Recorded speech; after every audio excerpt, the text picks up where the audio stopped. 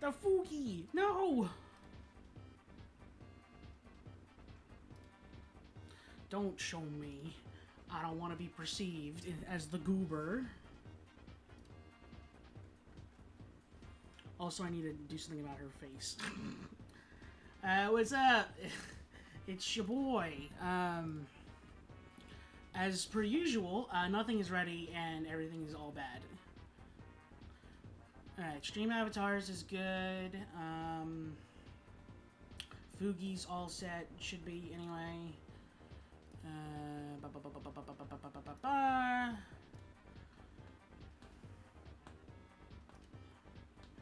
Knocking on Andromeda.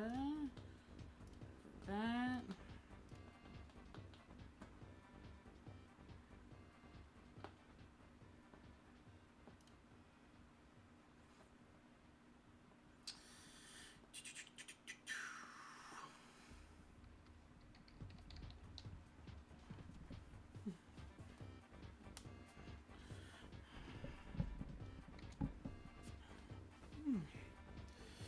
Oh boy. Oh wait, I have to. There we go. Perfect. Sharing my screen. There we go. Everything's gonna go wrong. I know it will, but that's fine because they can go wrong. You know? And we will continue playing like we were playing. There'll just be someone else chatting. We're gonna talk about all sorts of stuff. Alright. I think she's gonna be on soon. Sure that Discord is functioning. You guys can hear him too, so it might take a second. Hello! Hello! Just gotta make sure that my OBS is picking up your Discord. Yeah, of course. Really quickly. That's Discord. I have to remember how I did this. We did it like this, I think. Huh. Oh, wait, no, I know how to do it. I remember now. This is how we do it. Actually, you know what? This is gonna be simpler. We're gonna pop over to stream together. There we go. There you are. They can all hear you now. perfect. I think. Maybe. Maybe. Ah. Well, you're showing up. Great. My mic isn't showing up, but yours is. Okay,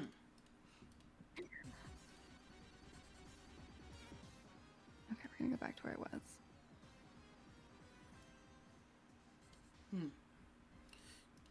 Oh, whoops, I died somehow. I wonder what killed me. Oh, a creeper killed me. Cool. They creep up on you. Somehow. Yeah, they do. Okay. Why is my mic picking up nothing? Alright, we may make Minecraft go away. I'm not sure it's going to be able to handle all this. Okay, so I'm going to shut down Minecraft.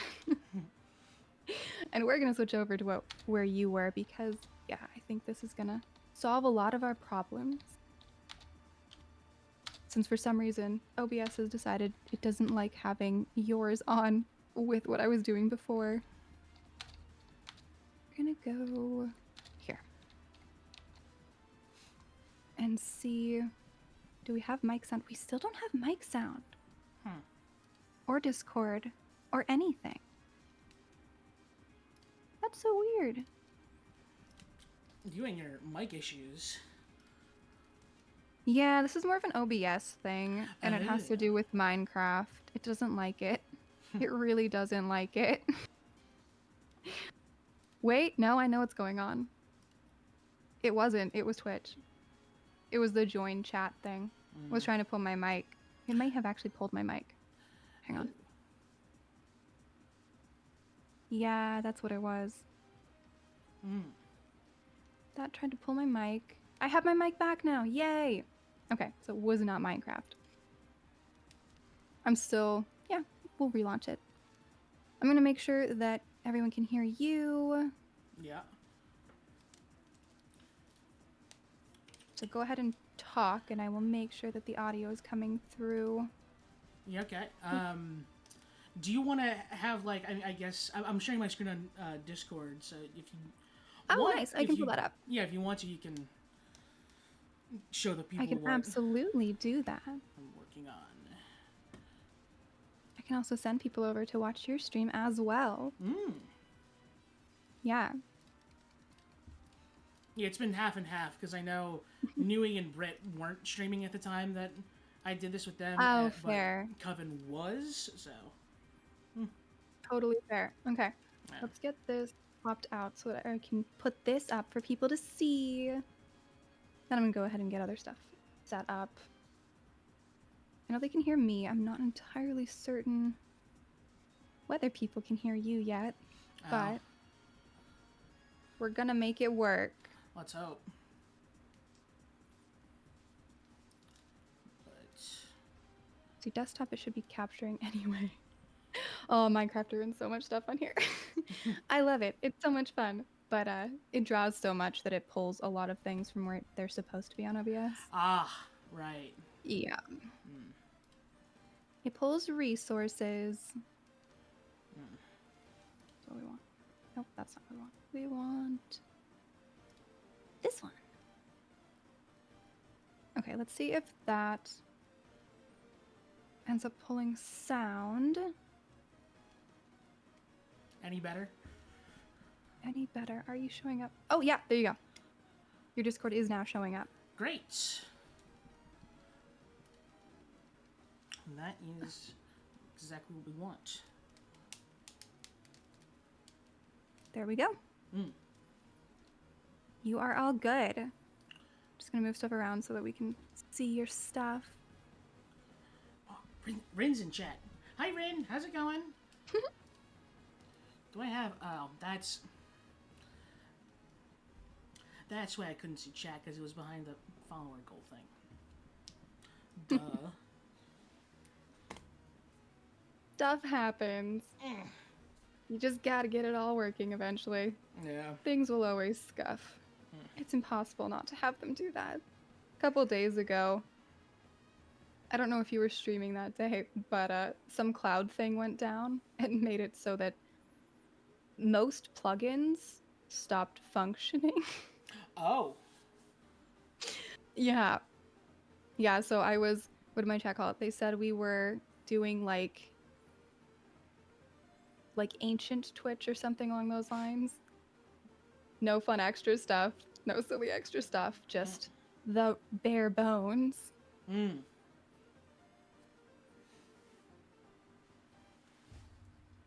But they didn't mind. It was all good. Okay, I need to get me back too.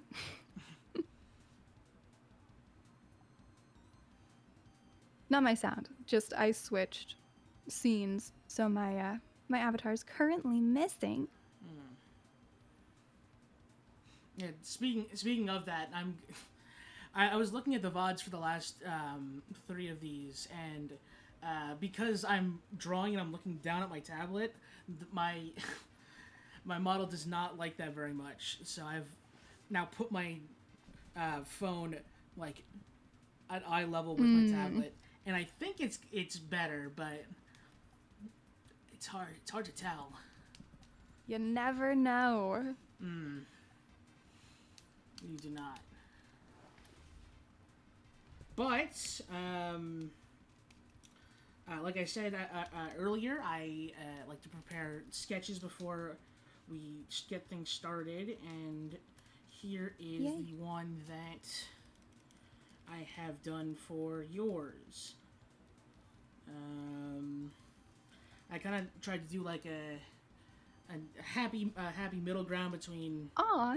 the ones the pose references you sent me. That's so cute. Yeah. I sort of started with a background because I know I had this like book brush, so I did this, but I don't know if I want to keep that or not. That's adorable. Well, we've been kind of doing like simple stuff for the other ones, but we don't need that right now because it's gonna make things harder to draw. I'm very impressed with how much drawing you've been doing lately. Yeah, me too. I was very much not doing this that much recently. So Now you're having more fun with it? yeah, I think so. I think That's this is excellent. definitely doing numbers for that. That But is what we want to hear. yeah, That you're having fun with it. Okay, my model's back to normal. I'm gonna see if I can get Minecraft back as well. mm. And we can watch you do your cool stuff. I'm gonna see if Minecraft will play. If it won't, for people in my chat, we will pop in probably Sky actually. I feel like I can grind that really well in chat. Mm.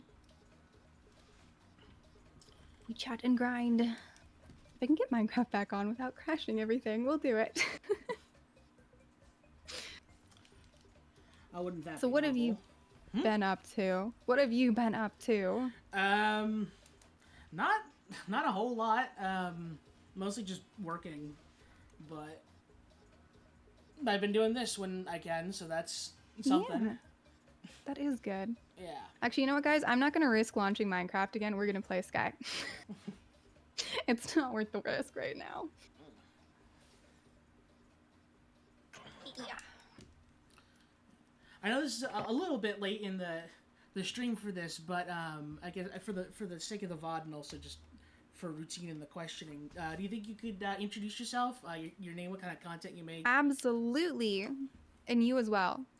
So I am Andromeda Astrea. I do a variety of different things. I play a bunch of games, a lot of gotcha games these days. People keep talking me into new ones, and they're so much fun, so I keep playing them.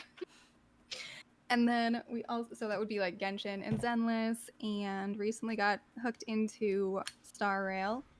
And probably next week, someone's probably going to talk me into playing Withering Waves. We'll see how it goes.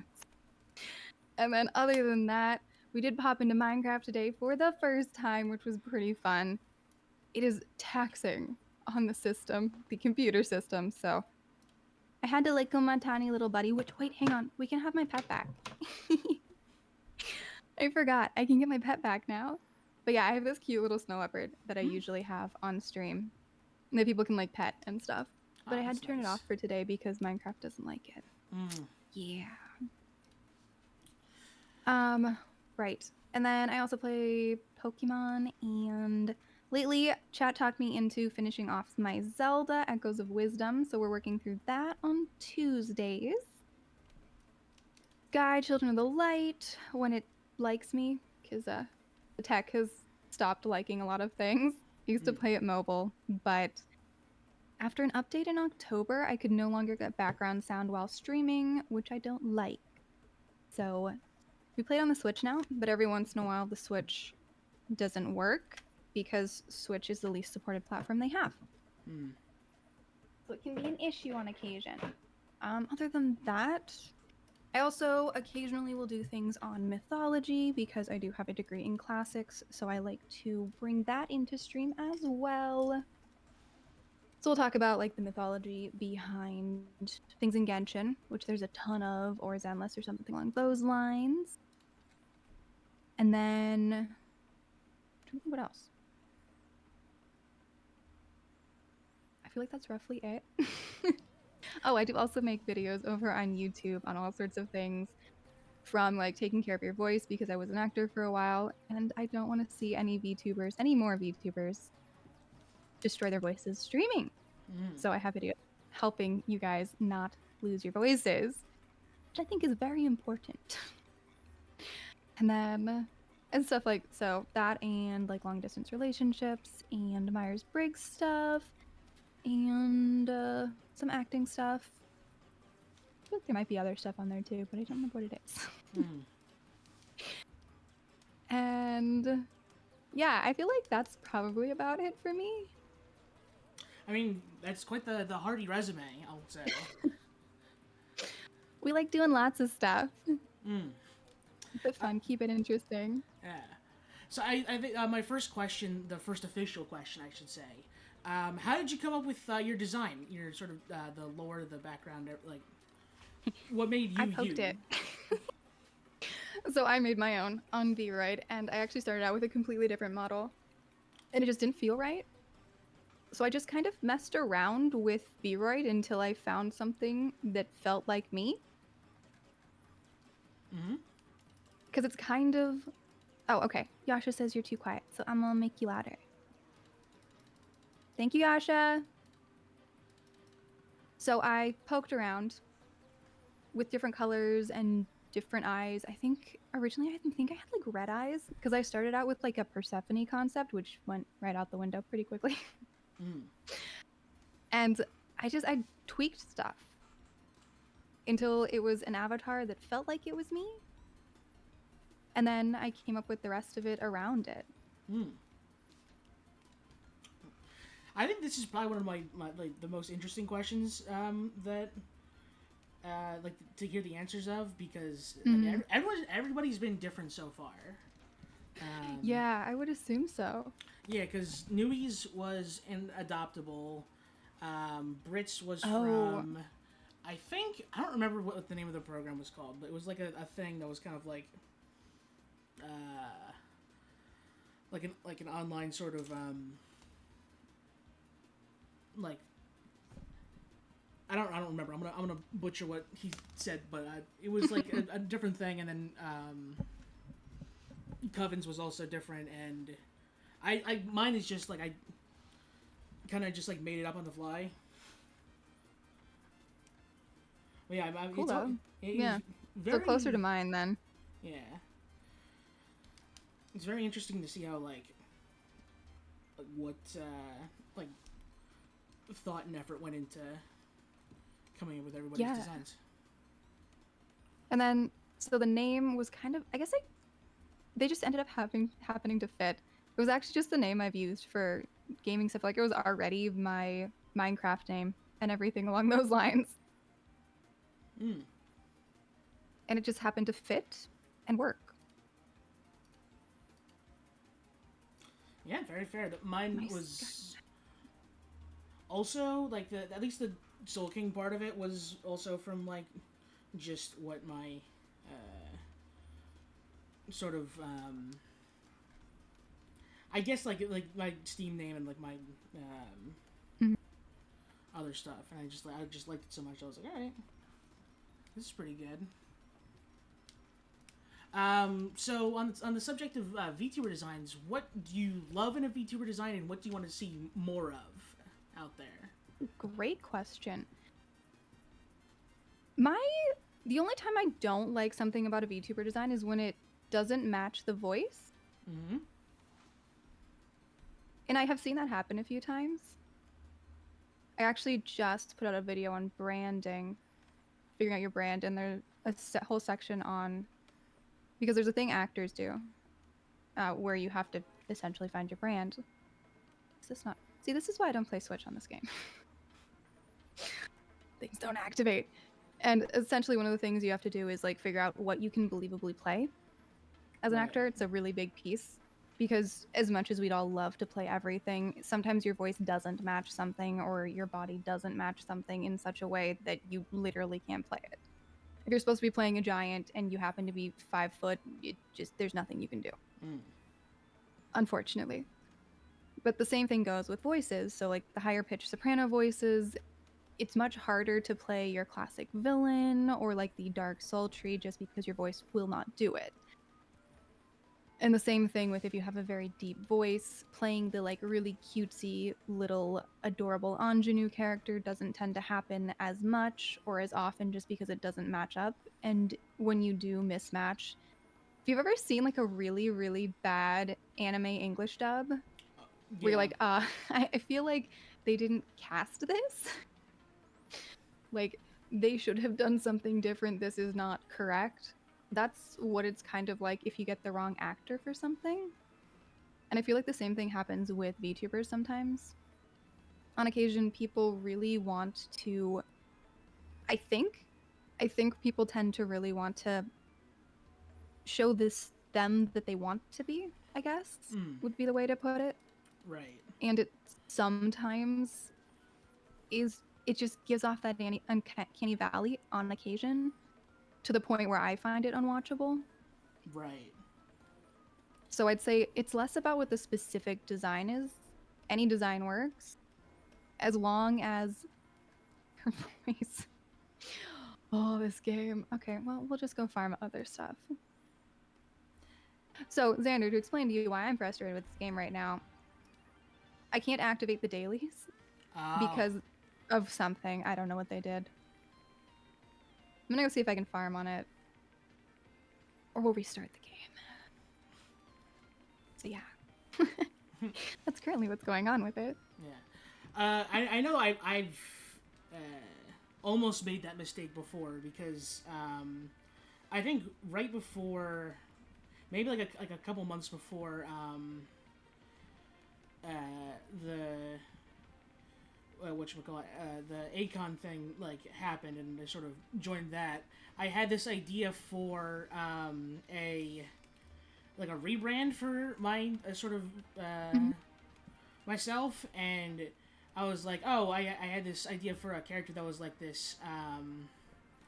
He was like an elf, like that was also like a Wild West gunslinger type, and I was like, this is not. I can't pull off this sort of like gruff sort of like Clint Eastwood type because I mean, listen to me. I'm not. I'm not that guy, you know. Exactly. So I decided to not do that and just stick with this. And yeah. As long as it's something you like, yeah, that's good. And I think that's what happened with mine too. I was trying out a couple of different things and like I would love to be able to play. I always wanted to play villains. I never got cast as them. Made me so sad.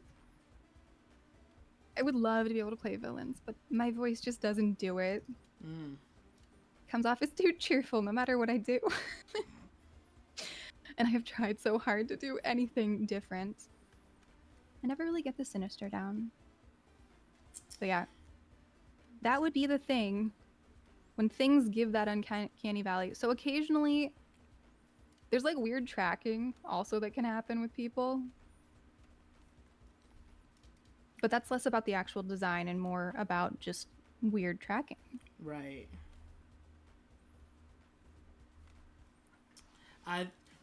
This is sort of a. This isn't one of the questions I have for you, but what kind of like nose shape do you typically have? Because your model doesn't display super well from the front. Here, I can send you a multiple angles. I have one. We'll get it into Discord. Pop up the chat. I just remember where it goes. There's Discord chat. It will pop.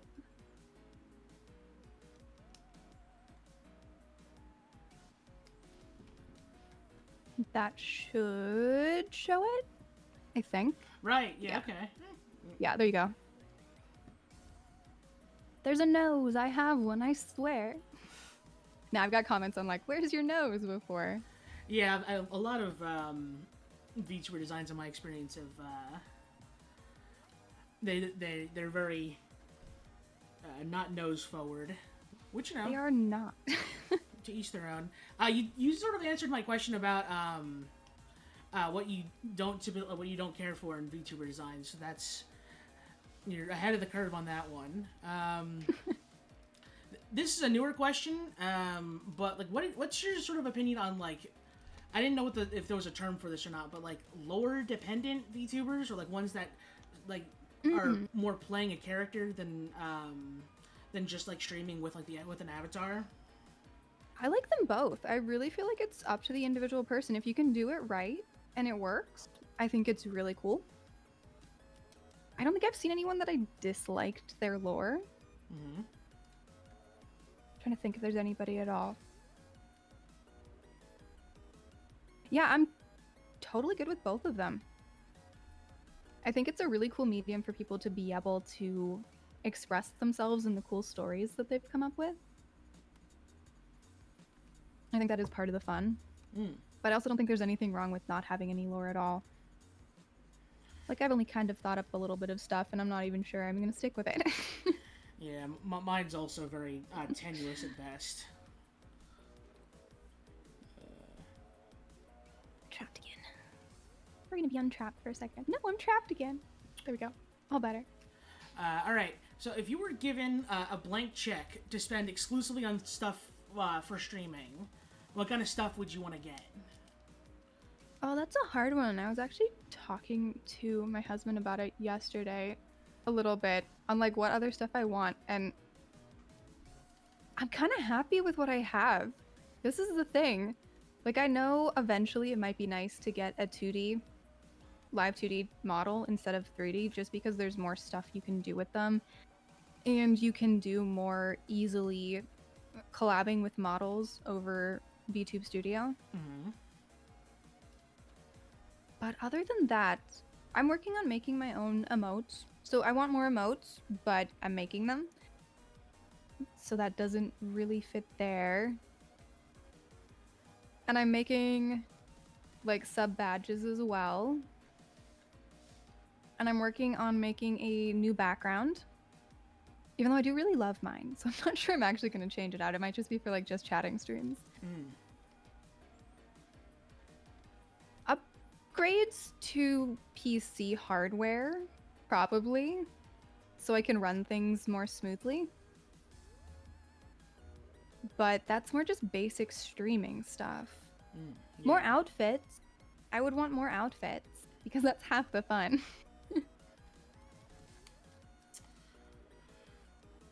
Oh boy.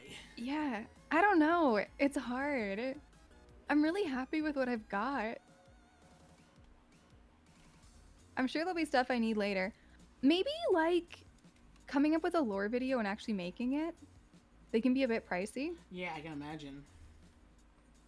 Having like a really fun intro lore video.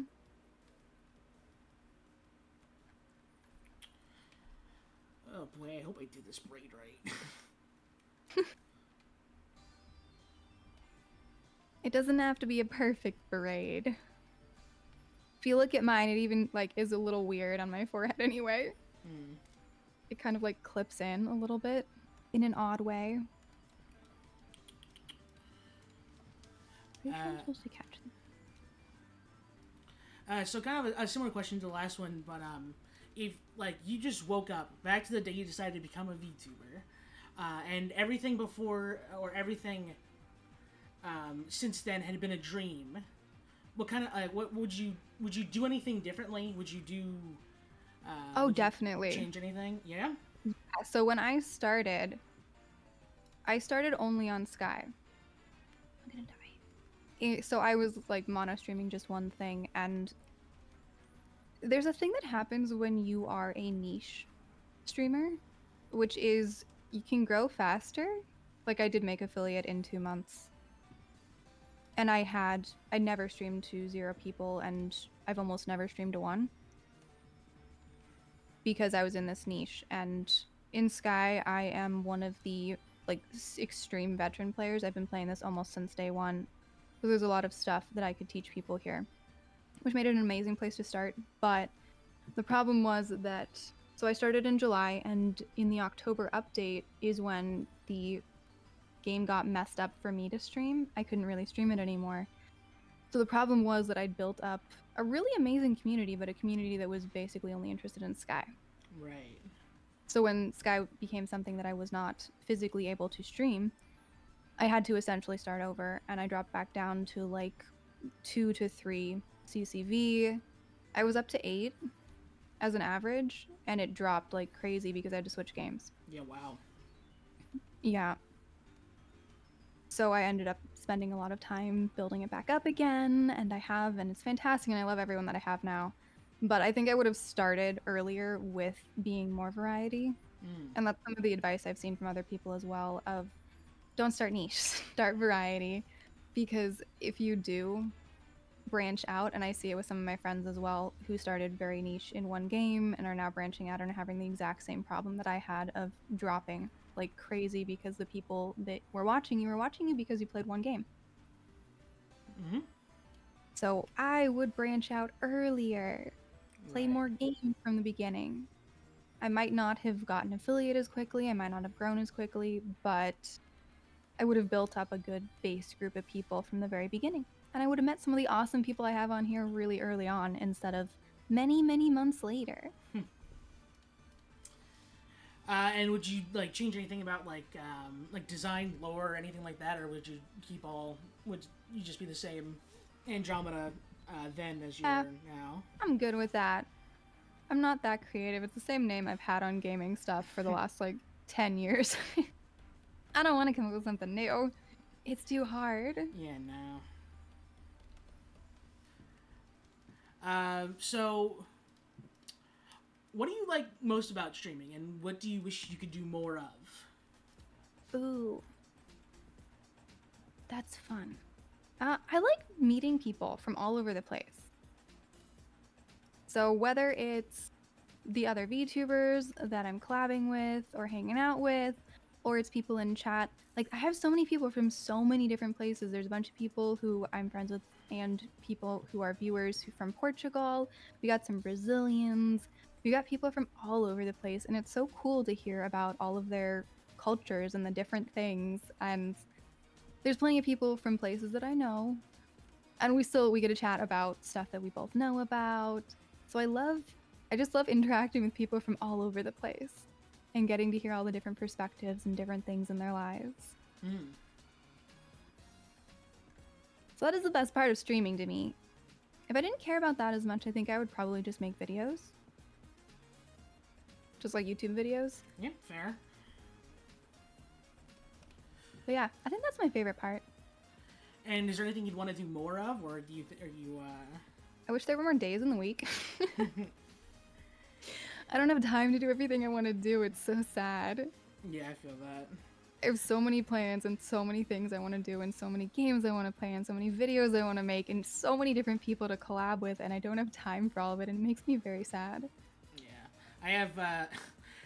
I was talking to a buddy of mine about this earlier, but I still have to make a like some art for a collab I'm doing with Brit sometime in the future, where I'm gonna keep it under wraps, but yeah, I was like, hey, I'll do the art on this. Don't worry about it, and I still need to do that.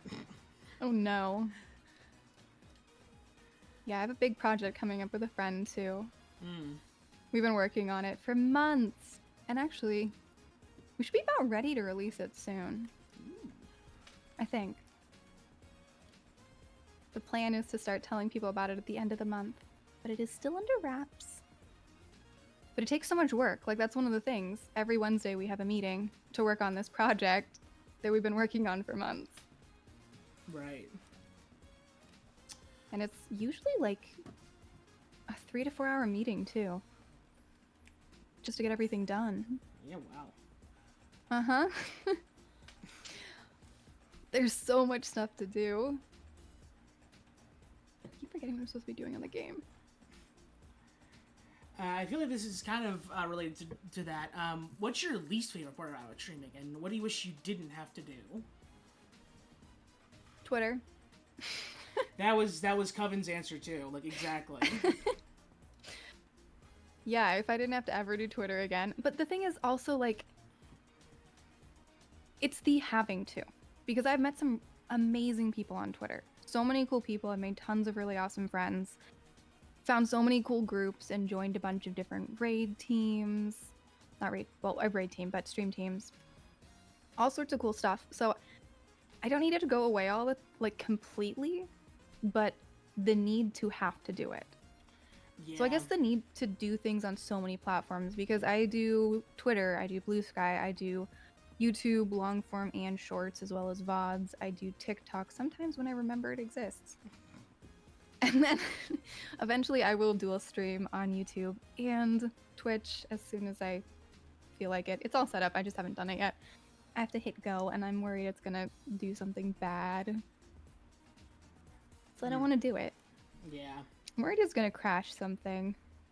And I don't feel like dealing with that, or making everyone else deal with it either. That is. But yeah, I think it's the number of places that we have to be active and on top of. Mm. And understanding which algorithm works how for which thing, because like TikTok and YouTube shorts are completely different. You can't really just share one in both and have it do well on both places. You have to curate them differently for different platforms, and be lovely if we could just stream. Yeah. But sadly, we cannot. Nope. That's a good segue into this question. I know whenever I'm like talking to other people, I always gas you up in terms of your knowledge and sort of know-how in like the social media landscape, because like you're on top of things. I'm like genuinely always impressed with how much you're able to do. I try really hard, but also remember, I was an actor for 10 years. Yeah. I literally had classes on some of this stuff. Yeah, you're an actual professional.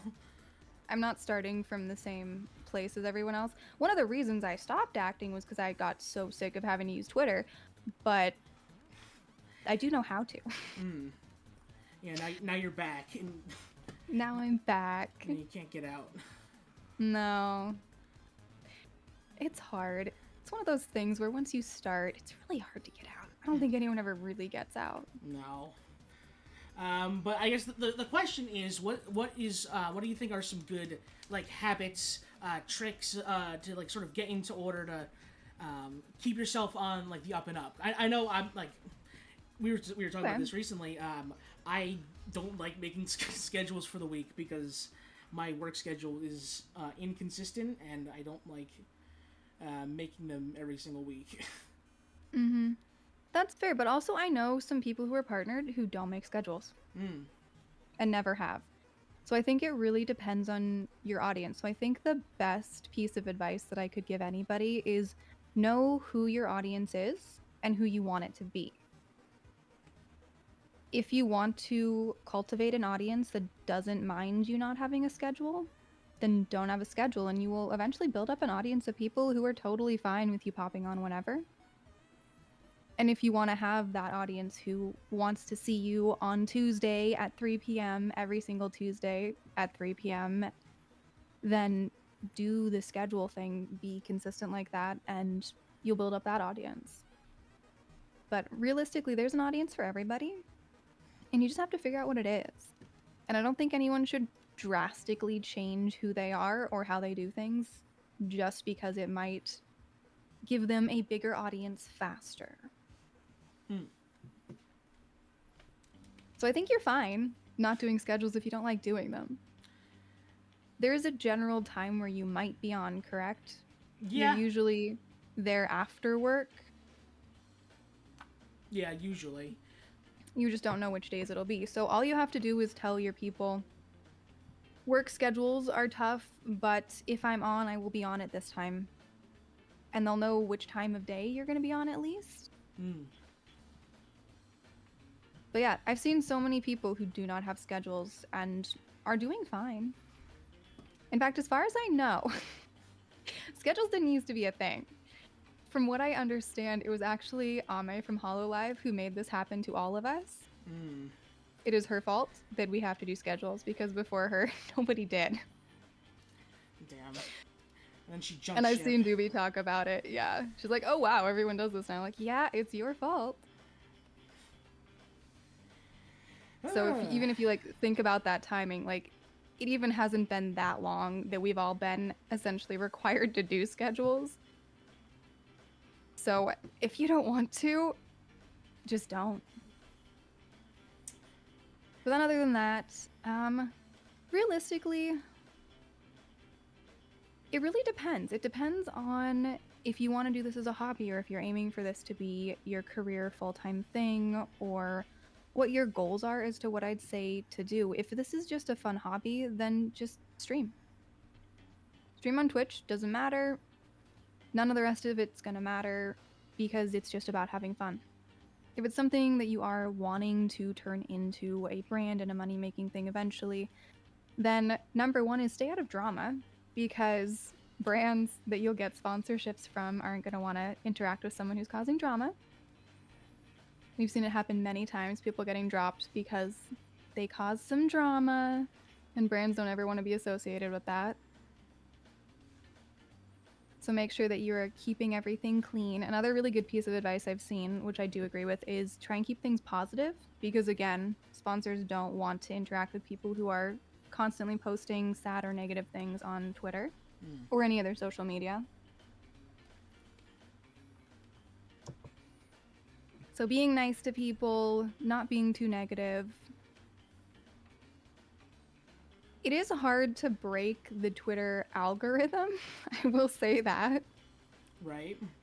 Drama does break it. This is the problem. Drama and negativity absolutely gets you seen on Twitter. And you kind of have to decide if that is worth potential sponsorships in the future.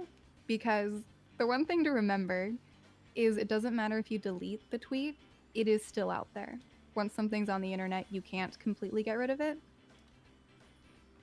So anything you say at any point in time, make sure you mean it and you're okay with it being there forever. This is part of the training we had when I was in school as an actor. Never put anything on the internet that you aren't okay with everybody seeing. Right. So make sure not to tweet when you're not feeling good or when you're upset, because that's stuff that will essentially haunt you forever. So I guess being mindful of your image and how Right. people see you and how they could see you based on things that you say and do and post.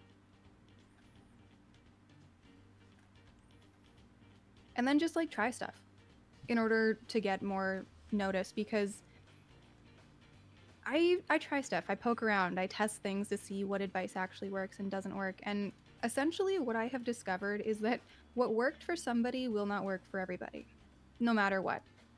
I've seen people who've talked about, this is exactly how I got partner twice. If you do this, you'll get partner too. And the answer is no. No, it doesn't work for everybody. It worked for them twice because it's them, not because the thing they did was better than what everyone else is doing. Right. So I would say always take any advice you get from another VTuber with a grain of salt, because if they're telling you this is what I did and this will work for you, realistically, they don't actually know what they're talking about, unfortunately. They're just really hoping that it will work because it's worked for them. And I don't think any of them have anything malicious about trying to tell people and knowing that it's going to fail for them. It's just that a majority of VTubers don't actually have a history in any kind of media. Right. So they're like, oh, cool, I stumbled across this amazing thing that worked for me, so I want to share it with everybody. But, like, you can look at the way that any, like, A-list actor has gotten where they got, and none of them got there the same way. Some of them.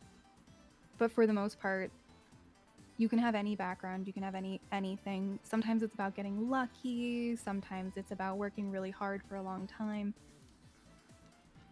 So everything is going to work differently for everybody else. So the best thing you can do is just try stuff and see what works for you. So try out what tags work for you. Try out which formats of video work for you. So what I've found for me personally, and I don't know why this is the case because it doesn't actually make sense. For TikTok videos, I need them to be landscape. And for YouTube shorts, I need them to be portrait. Huh. Uh-huh. I know this is not the case for everyone, and it doesn't make any sense at all. I don't like watching landscape videos on TikTok. But for some reason, if I post the exact same video with the exact same tags at the exact same time, but one's in landscape and one is portrait, the one in landscape gets a ton of views, and the portrait one will sometimes get none. Yeah, that's bizarre. Yeah. It's super bizarre. It makes absolutely no sense. I would never suggest anyone else definitely do it this way because it doesn't make sense. But I would say try it. Try it on your own, see if it makes a difference. So that's the kind of thing. Just try stuff. Try weird things like that. Try slightly different tags. Try the different landscape versus portrait. Try different cuts. I will say editing is important. Yeah. I have noticed when people make clips, a lot of times they're not good clips because they're not paying attention to exactly when they start and end, which is really important. I actually have a family member who is an editor in LA, has worked on a bunch of really big TV series, and taught me a lot of stuff about editing, so I'm lucky with that. But one of the keys is, like, every second matters. You need to have something that draws people in within the first 3 seconds or they will scroll away. Yeah. And you also want the ending to be good, and hopefully something that can loop around to the beginning again, because as much watch time as you can get, the better for you. So it's always the first few seconds that are key, and cutting out any dead air. One of the things that we learned back when I was in school, which I think it's still about the same, is that these days people tend to have about a 10-second interest. So every 10 seconds you need something big to catch their interest again. The attention span is quite short, but 10 seconds is actually pretty long. And I do think it's still about 10 seconds. Yeah, probably.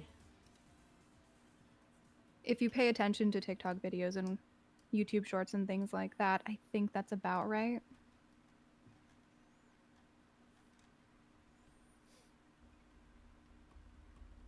Yep.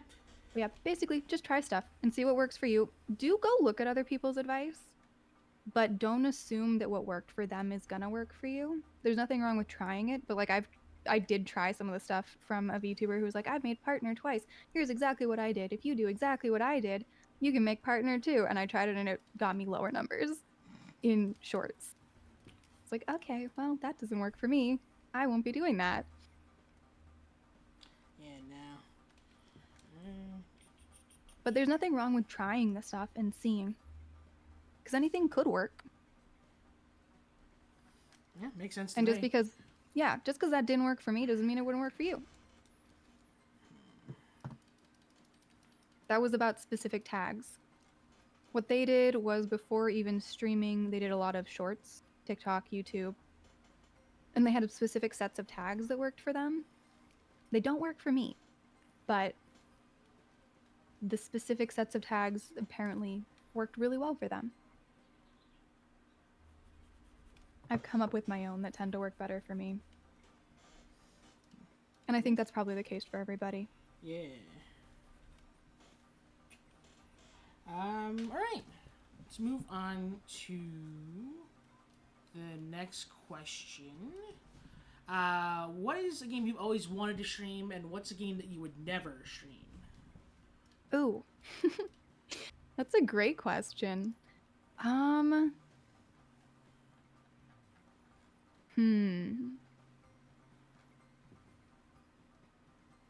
Well, I feel like I'm on the side of the I don't ever want to touch league. That might be something that my chat could bully me into, but I'm not going to do it of my own free will. Very smart. Very. Yeah. We'll see. I don't know. They might try at some point in time. So far they haven't, but you never know. And then something I've always wanted to stream. There's a game from when I was little called Mist. There was a whole series of them. Mist and Riven, and then like Mist 3, 4, 5. They all had different names. Right. But they were, I don't know if they're technically point and click, or they're just really, really old. Yeah. But they were puzzle games, kind of. You'd like go into a book world, and each book held a world, and you'd like teleport between them and try and figure out what's going on. And I think those would be really fun to like look into again. A lot of cool stuff I think would be like looking back at the stuff that I used to play when I was really little. Because I remember spending an entire summer beating Mist 4, I think. Because they're hard. They're really hard. Right. The original one, my entire childhood, I never got past level 1. Because there are these like tiny little things that are relevant, hidden in places that you don't even know exist. So it is quite complicated. But I think it'd be fun to go look back at those. Or like, there's this really crappy old Harry Potter game that I remember from when I was little. It had gnomes that looked like potatoes. Yeah, it's, yeah. I love that when I was little. I have no idea how bad it is, but I feel like it'd be really funny to see how, like, truly awful it was. So I think it'd be cool to, like, go down memory lane on stream with some old games. But But also, I have like a list of 20 different games that I want to play. And I just haven't gotten to them. Like at some point I do want to do Fallout and BioShock, and I need to think of all the list. And there's like a dozen or so gacha games that have really good mythology and literature to them that I want to try. And I know there's a ton more, and I just can't think of all of them. I did promise my chat I'd play Subnautica at 1,000 followers because I don't want to play that game. Yeah. I don't like the deep sea. I really hate it. Yeah, but Subnautica clips do numbers or so I've seen. Yeah, I would believe that. Totally believe that one. So, next question. Who is your dream collab partner or partners, and what would you want to do with them?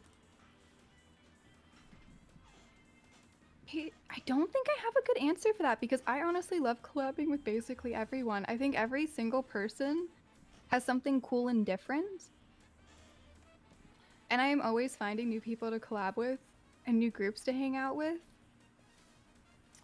Then I guess what's like your shopping list? Like what's the white whale of collab partners for you? Think about that for a second. Trying to think who I would actually have fun playing something with or doing something with. I don't tend to do a lot of singing, even though technically I can. It's just not happening anytime soon. I think I promised that for partner. If we ever get to partner, I'll sing for people. So I probably wouldn't be like making music with anybody. Who knows? Maybe someday. So probably some sort of silly like Among Us collab with a group of fun people. But the thing is, those work better with people you're actually friends with. Right. So for me, like my group of friends would be who I'd want to do that with. There aren't big VTubers that I feel like I would know well enough that that'd actually be fun. Yeah, okay. And I feel like that's the case for most games. I don't know, it'd have to be see if who I end up being friends with eventually or something along those lines. I feel like playing with friends is always better than anything else. I don't know, I'm not really fun with this one. Also, like, so here's the thing. I don't really care what numbers anyone has or what level celebrity they have. I've worked with celebrities. My husband's worked with a ton of them. And they're always just people. And that's kind of how I see VTubers too. I will never, ever care what someone's numbers are. I will always treat someone who has 0 viewers the same as someone who, like, Iron Mouse. They're exactly the same to me. They make no difference. It's just who I know. If I happen to know you, you're the one I want to play with. So I'm not going to give as good of an answer here. I don't really have the, like, Oshi thing going on. There are people I enjoy watching, but I don't see people who are bigger as any better than someone who has, like, 2 CCV. Wow, yeah, So my friends, whoever they happen to be at the time, also new people. I have such a list of people I need to collab with. Like, currently I have so many in the process, and I'm trying to put them all in. Yeah, I'm also trying to get my collab Pokédex filled. There's so many, Yeah. so many people to play with, and they're all so much fun.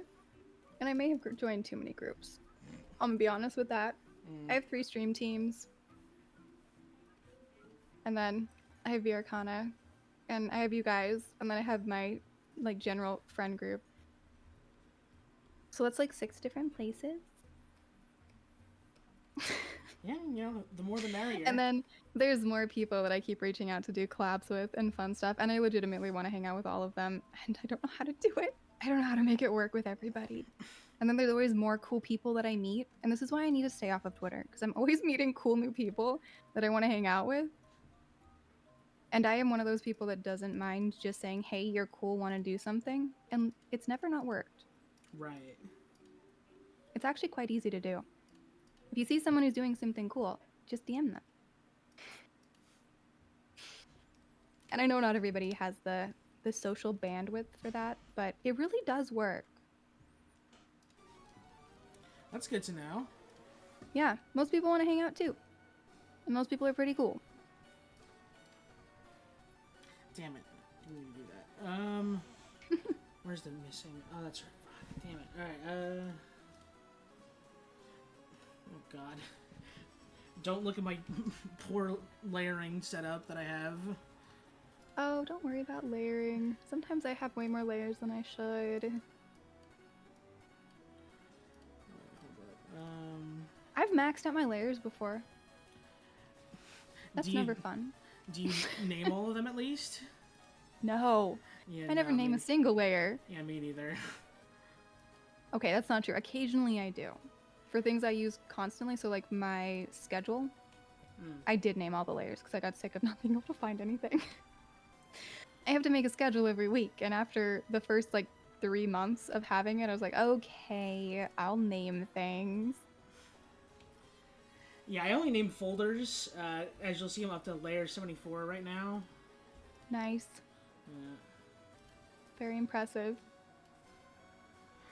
I mean, yeah, all of the group's drawings are on here because like I don't want to make separate documents for them. So. Oh, so you have a lot of layers. Yeah. Oh, that's fun. Yeah.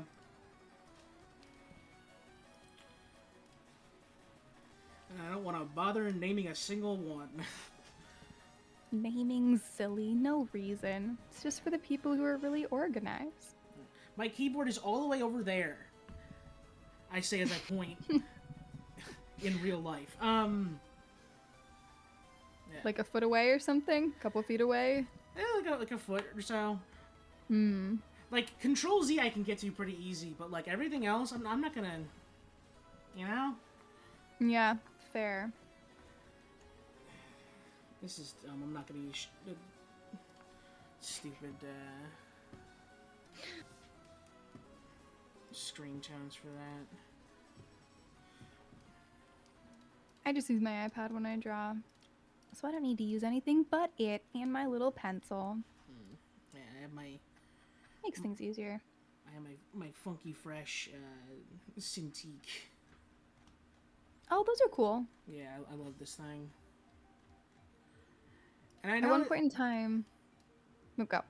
I was gonna say I know that like you can't really like associate like artistic ability with like better equipment, but like this has definitely made my art better. Oh, nice. Yeah, so I've yeah.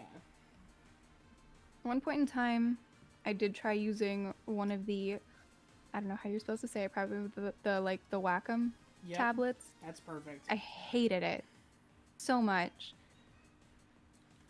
Oh, hey Fee, how's it going? There was lag between, just the tiniest fraction of lag between when the pencil was where it was and when the line showed up, and it drove me insane. Yeah.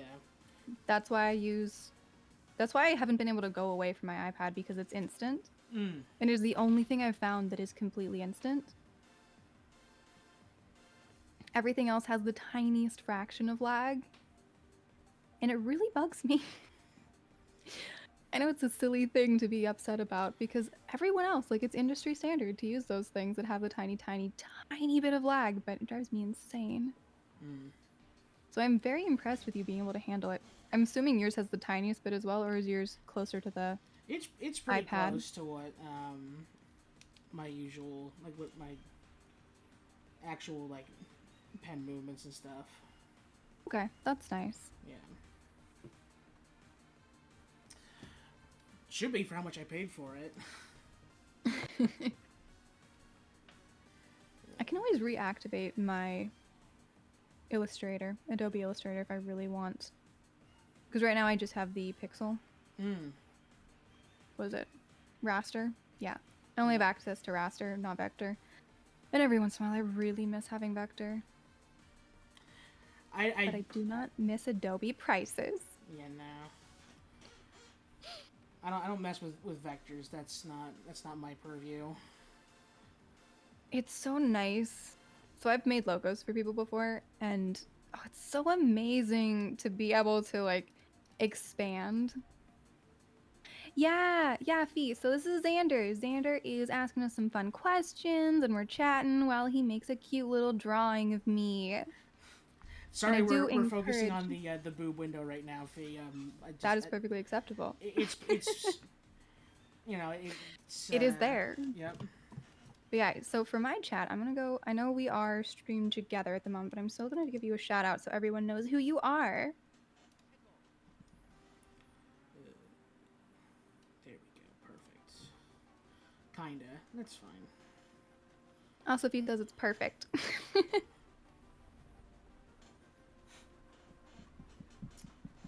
Perfectly acceptable. The That's windows are my good. that's my sort of realm right there. Perfectly acceptable. Perfectly acceptable is good. We like perfectly acceptable. I'm gonna go this way. This bit's a bit.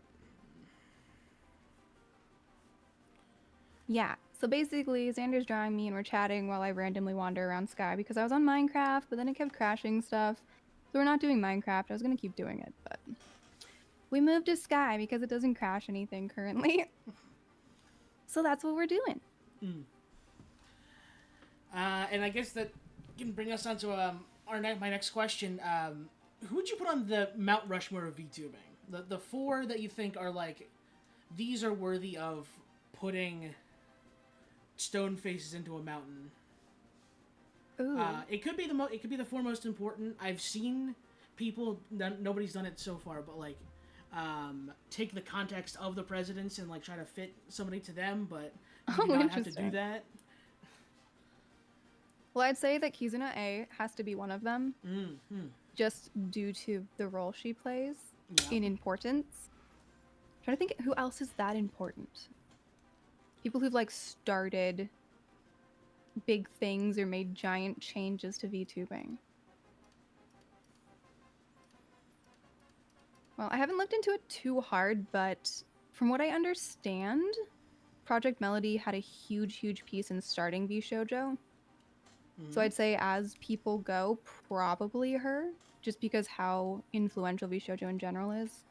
And all the people I've heard she has helped out. Because I feel like without her, we wouldn't have Iron Mouse. From what I heard, she actually literally found and helped Iron Mouse. And I'm trying to think who else are the biggest. I don't know who the first gen of JP Hollow was well enough, but I'd say at least one of them.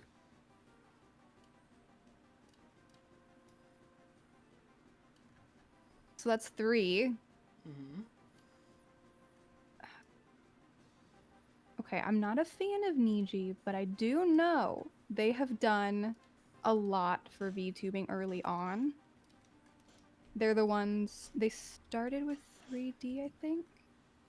And then I think they were the first ones to do 2D. And they made it more normal. I don't want them that prominent. I would love them not to be that prominent, but they are.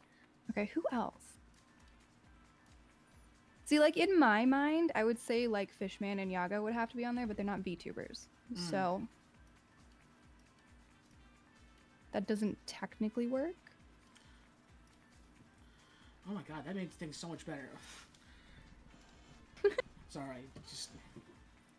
No, be happy about your drawing. Yeah, something with the face was like bugging me that whole time, and I was like, why isn't this working? My chat says Iron Mouse and Suisse. Definitely really big ones, really good ones. For me, it's definitely got to be people who made the biggest, like had the biggest ripples. Oh, okay. So actually, if we're thinking about this, so it would have to be Kizuna A for being kind of the beginning, not quite. There were ones before her. Then probably Mel for starting VShojo. Then, hang on, I just forgot. Oh, Doki for making it so that indies were valid. The amount of difference she's made in indie VTubing is huge. And then I'm still missing one though. What other like really big changes? Huge things. I know maybe whoever. Hmm? Go. I know the the most popular answer has been Gura. In terms of like what everyone has sort of said so far. But I know at least Nui and Coven were big Gura fans. No, you're right. It's got to be Gura as the last one because she was the most popular VTuber in the world. So yeah, that would be the 4 for me then. Well, that's a very respectable list. Yeah. I feel like there's a ton of people who could easily be there, but for me, it's going to be the people that made the biggest change for everybody. Yeah, it's perfect. Yeah. So, next question. So with like VTubing and like streaming spaces in general, kind of feeling like I've heard the term saturated be thrown around a lot these days. How do you think new streamers can really stand out in the crowd, and what do you do that you think makes you stand out? So first off, I don't think it's oversaturated. Like, I come from acting. There are so many more actors than there are VTubers. And you can still find work no matter what. Like, voice actors have work, and half of them haven't had acting training. You can always find a place that you fit in. So I think one of the reasons people feel oversaturated is because they're just thinking about streaming. And this is also something I've heard from other VTubers as well. We're VTubers. We're virtual YouTubers, technically. And so few people actually make use of that. There's so many things you can do as a VTuber. And I think limiting yourself to streaming only is probably where the most people struggle. Because, yeah, it's hard to be found on Twitch. Unless you figure out the right niche or do all sorts of things like that. I think the reason that I had an easier start than some people, and also like thinking about my friends who've had easier starts as well, starting in Sky, like I had a background that most people didn't have. Yeah, true. So starting in Sky, automatically anybody who was interested in someone who'd been playing significantly longer. It was also a great timing because it had only just been released to PC and become very, very big as something to be streamed in general. But pretty much everyone who's streaming on Twitch is someone who only started a year or two ago at the very most, because most of them are PC players. Right. So there's a lot of stuff they don't know about. But I was able to teach them about and tell them about and show them about. And also, because Sky, technically, while it's technically a cozy game, there's a little bit of a horror aspect to it. There's a lot of trauma in the game. It's essentially a trauma game. The whole world's dead. You have to go sacrifice yourself to save people every single round.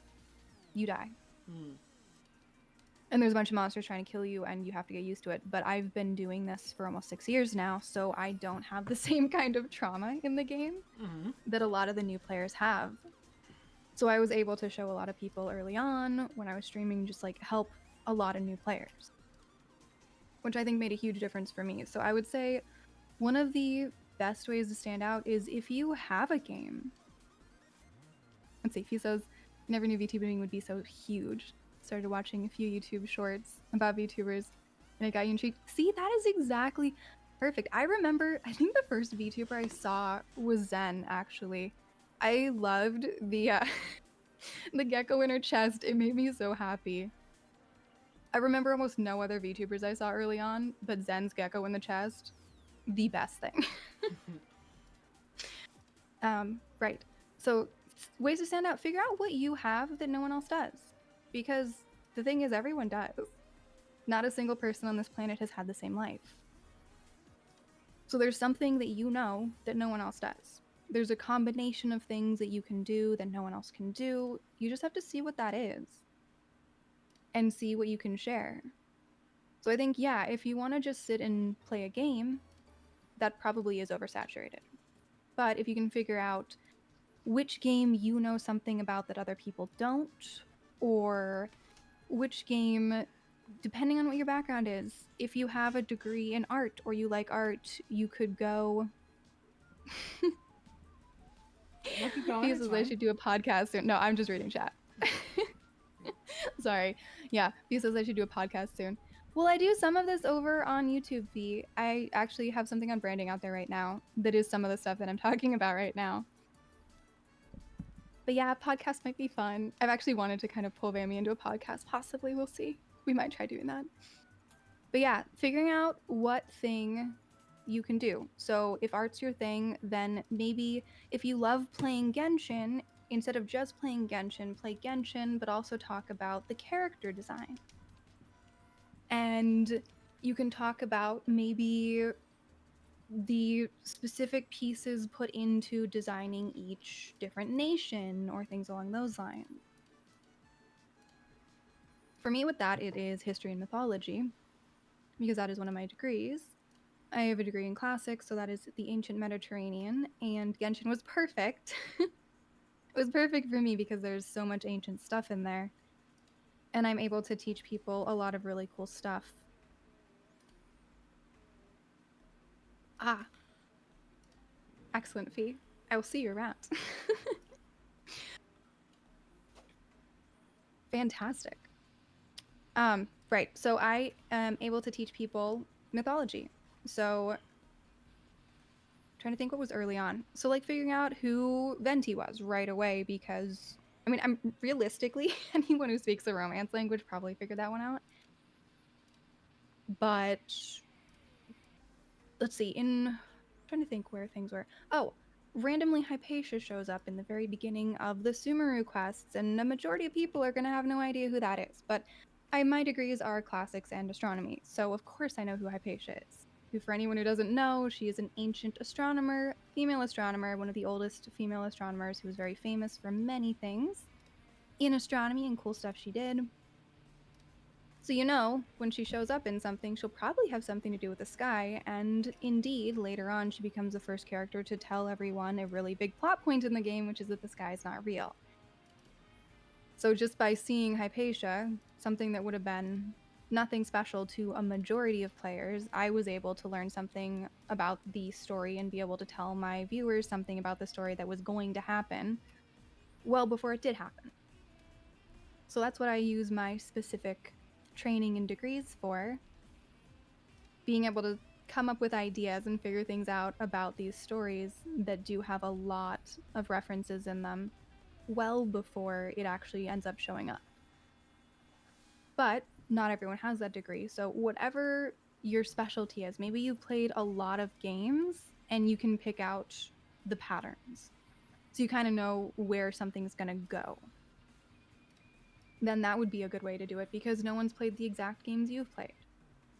Or perhaps you grew up in a specific location and a game takes place in that location, and you're able to tell people a little bit, thank you, my posture's been fixed and I shall hydrate, thank you very much.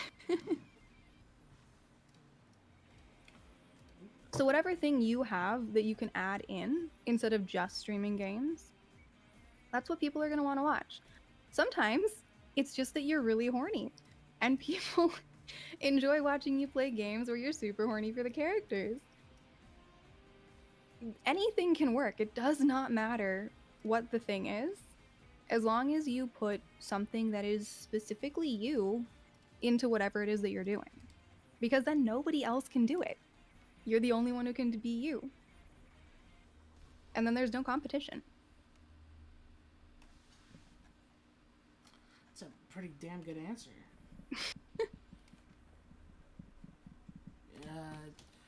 So. Oh, here we go. Beyond the more obvious issues, what do you think the VTuber community needs improvement on? Thank you, P. Okay. So here's the biggest problem I've seen. A lot of people get into VTubing right out of high school or while they're like in university and just starting. So these are a lot of 19 to 22-year-olds who are still very much stuck in the high school mentality of like, there are winners and losers and grades and somebody's doing better. And half the time, even just like the mean girl mentality, we see it happen plenty. And it's not something that happens so much if you're hanging out in like one of the groups I'm in. I think it's the stream team I have currently on called Eldenwood. Is you have to be 30 or older to be part of it because we don't do drama. And there is no exception. You have to be out of your high school drama phase or you cannot be part of the group. So I think the main... Yeah, it's an amazing rule. It is such a good rule. Occasionally there'll be exceptions for people who are 29 and someone has checked out and made sure they truly do not take part in drama or cause drama. But I do think, and unfortunately people do get... They don't get punished for drama. And this is one of the really big things. You get perks because people see you. You get the visibility from causing the drama. And it's a short-term high that is going to cause long-term damage, but because a lot of the VTubers are so young, they don't know that this is something that while you might get a really big spike while the drama's fresh, as soon as there's new drama, the people who followed you are going to go to the new drama because they're just here for the drama and they were never here for you in the first place. So I wish there were some way to teach the younger streamers to not partake in the drama because it's never going to be worth it. But for the most part, I think just like the drama is the thing I wish there was less of. But mostly I just hang out with people who don't cause drama. But that only helps me, and it doesn't help the whole VTuber sphere as one, which I would love to do. I'd love to be able to make it so that there was less drama. And if I ever figure out how to, I absolutely will, but I have no idea how to help with that. Other than say it places like this and hope somebody listens at some point in time. But I also know like big VTubers have said exactly what I'm saying and it hasn't made a difference. So I don't know if it'll ever make a difference. I think people might just have to age and learn. God forbid. Yeah. But also, like, there is a market for that. People love the drama. So as much as I don't enjoy it, or being around it, or being part of it, I get that it probably will never go away, and that some people really like it. I know plenty of adults who are, like, in their 70s who still love causing and being part of drama. Yeah. So I'm not sure anyone ever, or I don't think everyone grows up. So I don't expect the VTuber sphere to ever be completely free of drama. And then the last question I have is what regular content creator or like just celebrity in general do you think would make a good VTuber? Do you think? Oh, that's fun. Well, I'd have to say Andy Serkis because the 3D tracking he'd have would be insane. Like, think about the model he'd be able to run. Yeah, sure. He's. I can't think of anyone else who does 3D modeling work quite the same. I know. I would love to see that. I know they get Mark Ruffalo in on stuff now because he's done so much Hulk stuff. Mm-hmm. But you know. First, I guess, although, I mean, is he kind of technically already? Because, like, half of his characters are 3D characters. Wait, where do we draw the line? I think the tuber part is that what keeps him is out. The YouTube. Yeah, okay. Yeah, Fee, some people just want the thrill from the drama and we're never going to stop that part. Okay, so it has to be YouTube. Who have I seen doing silly... Have you seen any of the Sam Neill stuff that's been going on TikTok? I feel like he loves being a VTuber right now. He's like retired in New Zealand with goats, and it's really silly. Everything he does is just completely taking nothing seriously. And I feel like if someone told him about VTubers, he'd probably become one in like a heartbeat just based on everything that he's doing right now.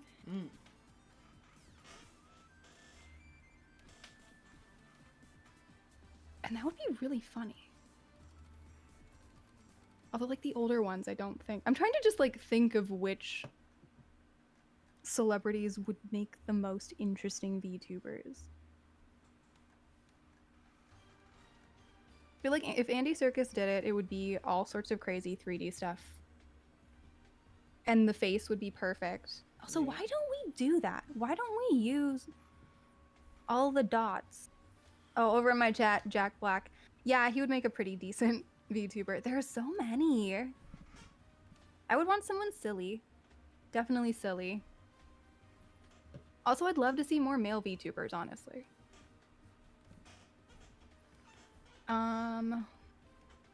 Yeah, the first thing that pops into my head would be Andy Serkis, just because he has that experience. But then also, oh, there's one other. Wait, husband is here. Who are the other character actors like that? Like, personally, I think it has to be a character actor. Character actors will make the best VTubers.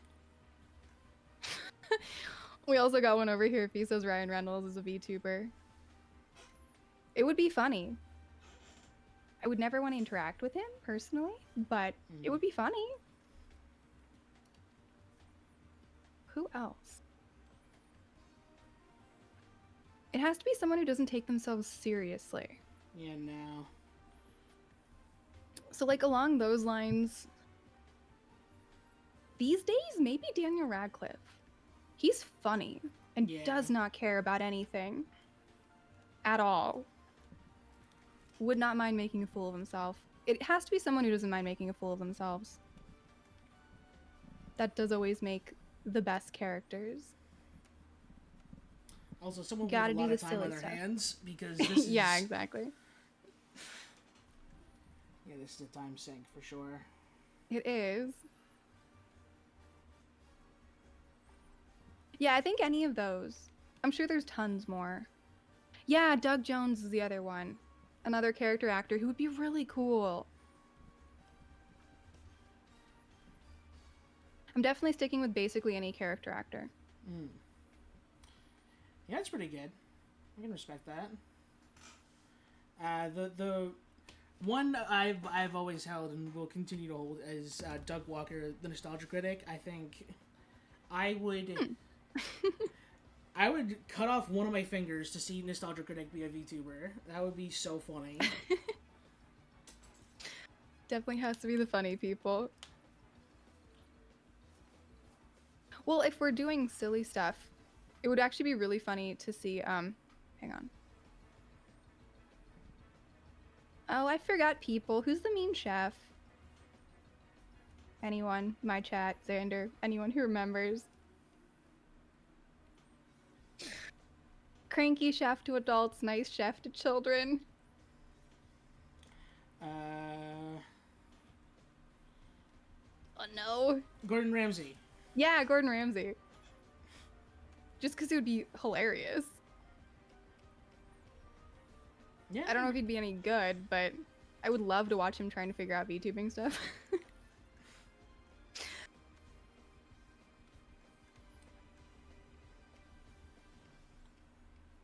I feel like he'd get frustrated pretty quickly and we'd all be entertained for a long time. Just any scuff is just like he's done. Uh-huh. Yeah. It'd be very amusing. Okay, why aren't these mantas working today?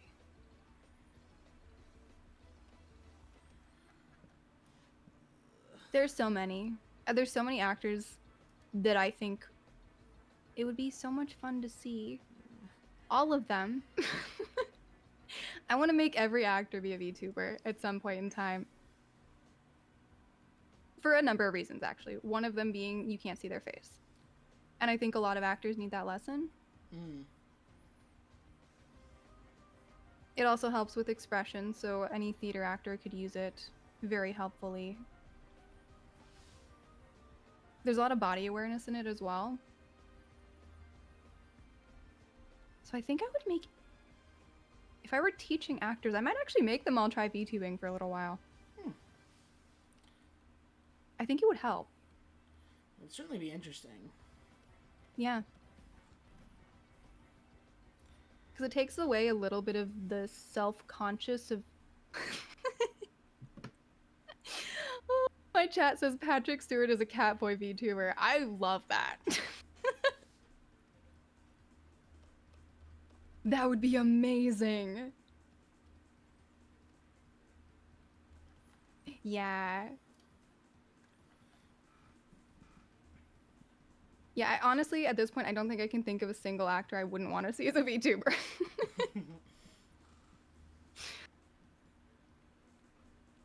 Yeah, Fee, I'll teach acting to anybody who wants to. I'm happy to. Perfectly content to if anyone wants to learn stuff. So down for that. I learned a lot of stuff. It was really expensive, and I think people shouldn't have to pay that much for stuff. So if you want to learn stuff, I'll do it.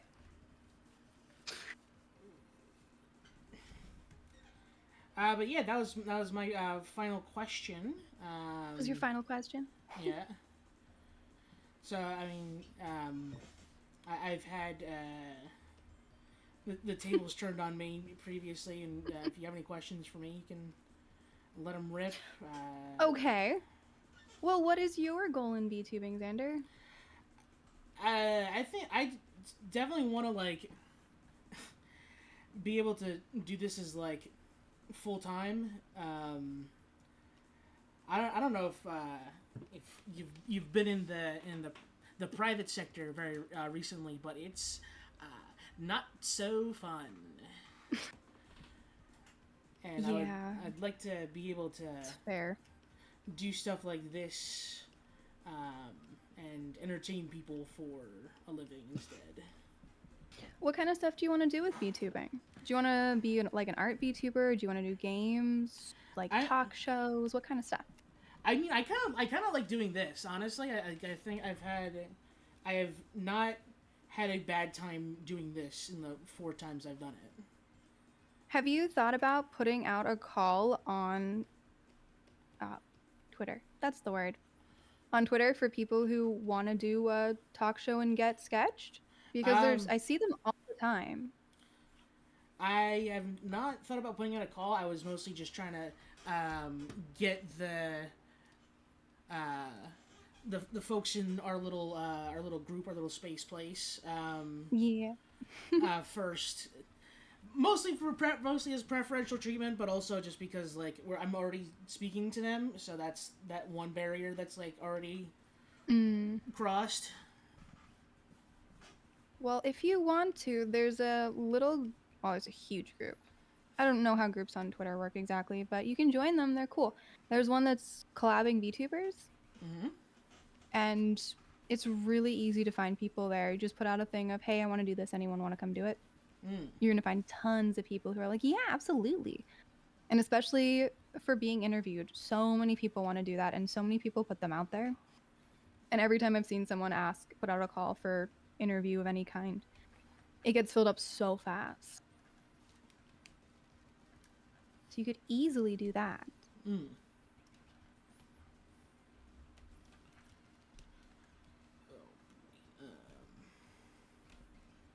So then would you want it to be like a YouTube channel of past interviews? Um, I'm Slash. kind I'm kind of working on that. Like I've just been posting the vods to my channel for now, but yeah. Yeah, my chat says it makes for really great content. It makes for great content for the people being interviewed, for you. Makes everybody happy. There's plenty of people. The yappers should unite. Exactly.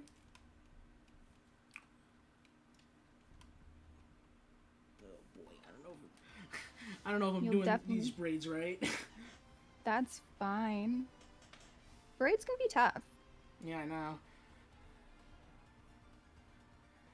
I feel like I saw a hair braids brush like a long time ago, and I should have hopped on it when I saw it, but alas. Yeah. Brushes are nice. I always forget to get them. Yeah. Oh, it spit me out the wrong direction. Whoopsies.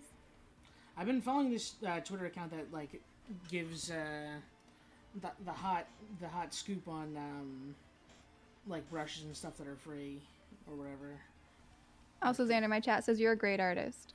Oh gosh, you make this poor boy blush. Your stuff is great. Your line work is fantastic. The line weights and everything, you're paying attention to it. and it's really good. I don't pay that much attention to my line weight. Yeah, I've only like just started doing that, but yeah. I'm so lazy when it comes to drawing. Yeah, everyone over here says you're doing amazing. Gosh.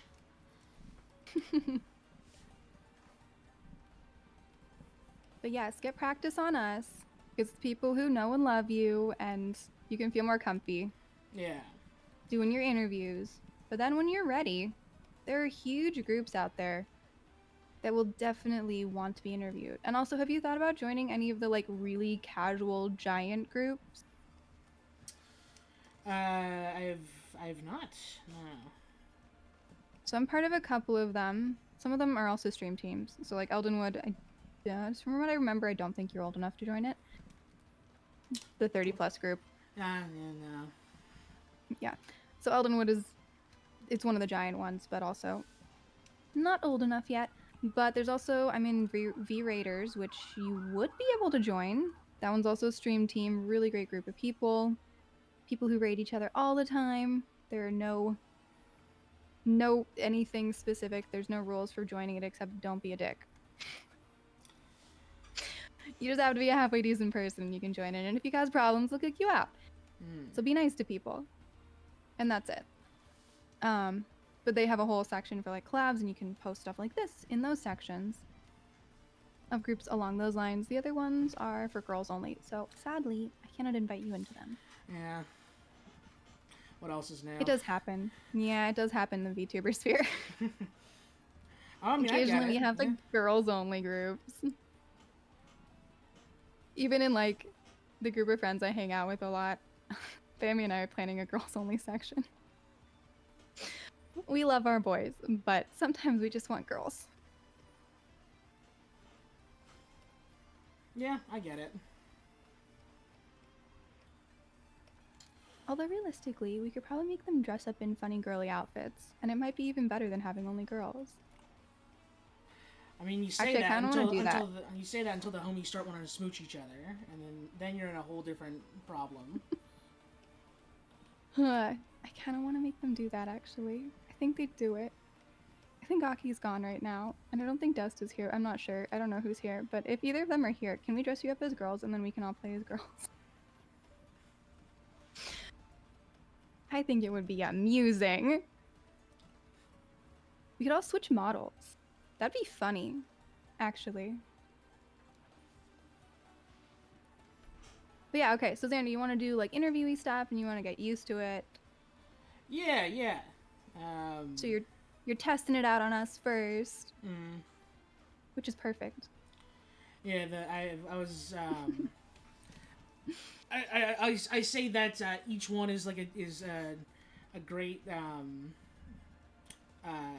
guinea pig run for the next one, because I've added like a few questions from the stream I did with Nui, just because I'm like, I think about like other questions that I was like, oh man, I should have asked that. But totally fair. Yeah. Well, do you ask questions that you want to know the answer for yourself, or that you think the audience would be interested in? It's stuff like that, like stuff that I think could lead to like a discussion, or like something that could lead to like like that you could like talk a while about and kind of. Yeah, fair. Yeah. Steal interview techniques from Hot Ones. No. I was like, Hot Ones was like the words I was just gonna say like before you said that. I'm not eating hot stuff. I won't be tortured. Wait, I should put that on my I never want to do list, shouldn't I? I probably should. I would love to do Hot Ones. I'm awful with spice, but still think it would be some funny. Good John Evans questions. He is the master of questions. It's true. Oh, my chat's feeding you with cake. Oh boy, cake. Different kind of spicy stream? Yeah, fair. I feel like if you labeled it as a spicy stream, people would get really mad though. Yeah. They'd That's think it was going to be something else. yeah, Twitch does not care for that. That's what I take to Picardo instead. But that's it's a story for another day. It's like fun story. I almost forgot this.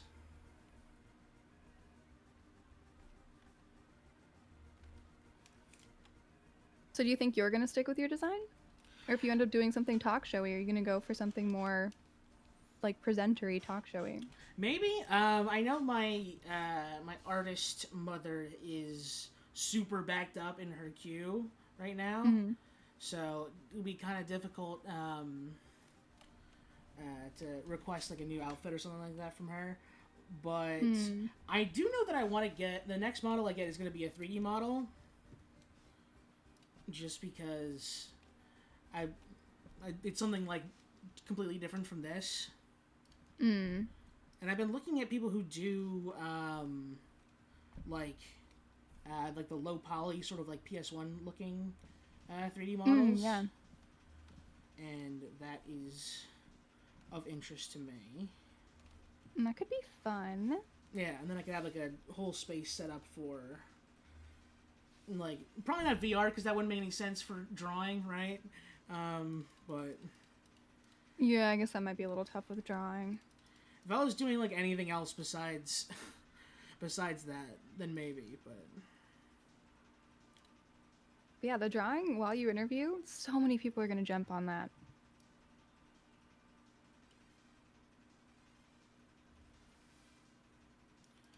Do you believe that at all?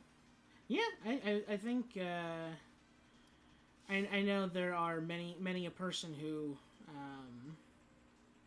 likes seeing their even just like their OCs drawn, and I know that like a VTuber like is even more sort of special to people than that. Maybe it's more special to people than that. So it's like it's kind of like the perfect storm of like, oh wow, this person is doing something that I really like. I'd really appreciate them doing. So yeah, I definitely expect people to like want to do this, but Not quite ready for the floodgates to open yet? yeah, no. I want to have like a perfect slate of questions to ask people. Also, yeah, like something and that have I can like like side pivot questions. to when, like for instance, when you said you don't really have an Oshi. That's one of the questions I had on there, so I had to skip that one. But like yeah, so like something I could sort of swing to if one thing goes like that. Sets of alternative questions. Yeah. Well, along those lines, I did run a news show for a little while in university. So I've dealt with reporters and all that stuff. Is that something you've ever looked into?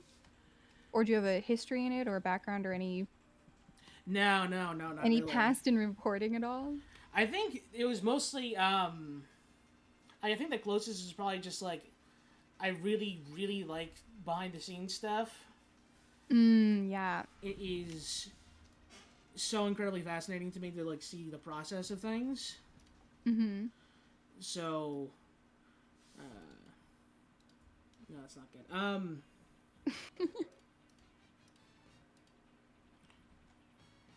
So you're combining two of them, the drawing part and asking questions. Yeah. I like to sort of know what creative types are like thinking about when they're making stuff. Yeah, that's valid. I think probably the greatest piece of like media content I've ever consumed was the writer track on the movie Hot Fuzz with Edgar Wright and Simon Pegg. Wow, I haven't heard about that in so many years. It is such a I fascinating forgot about listen. that. and I love that movie so much. It ties for my favorite movie of all time. Wow. Yeah. What's it tied with? The Muppet movie, the first one, not the Okay. newer one. The newer one's fine, but Okay, so I feel like silliness and VTubing was always there for you. yeah. Wait, is that why your Fugi looks a little bit? Yeah, Mia, it's not a me drawing. This is Xander drawing me. Yeah, exactly. It's so cool. And isn't he amazing? Isn't he doing so good? Stop. Yeah. Muppets, the first VTubers. A little bit. Kinda. We're kind of Muppets. In a way. I can see that.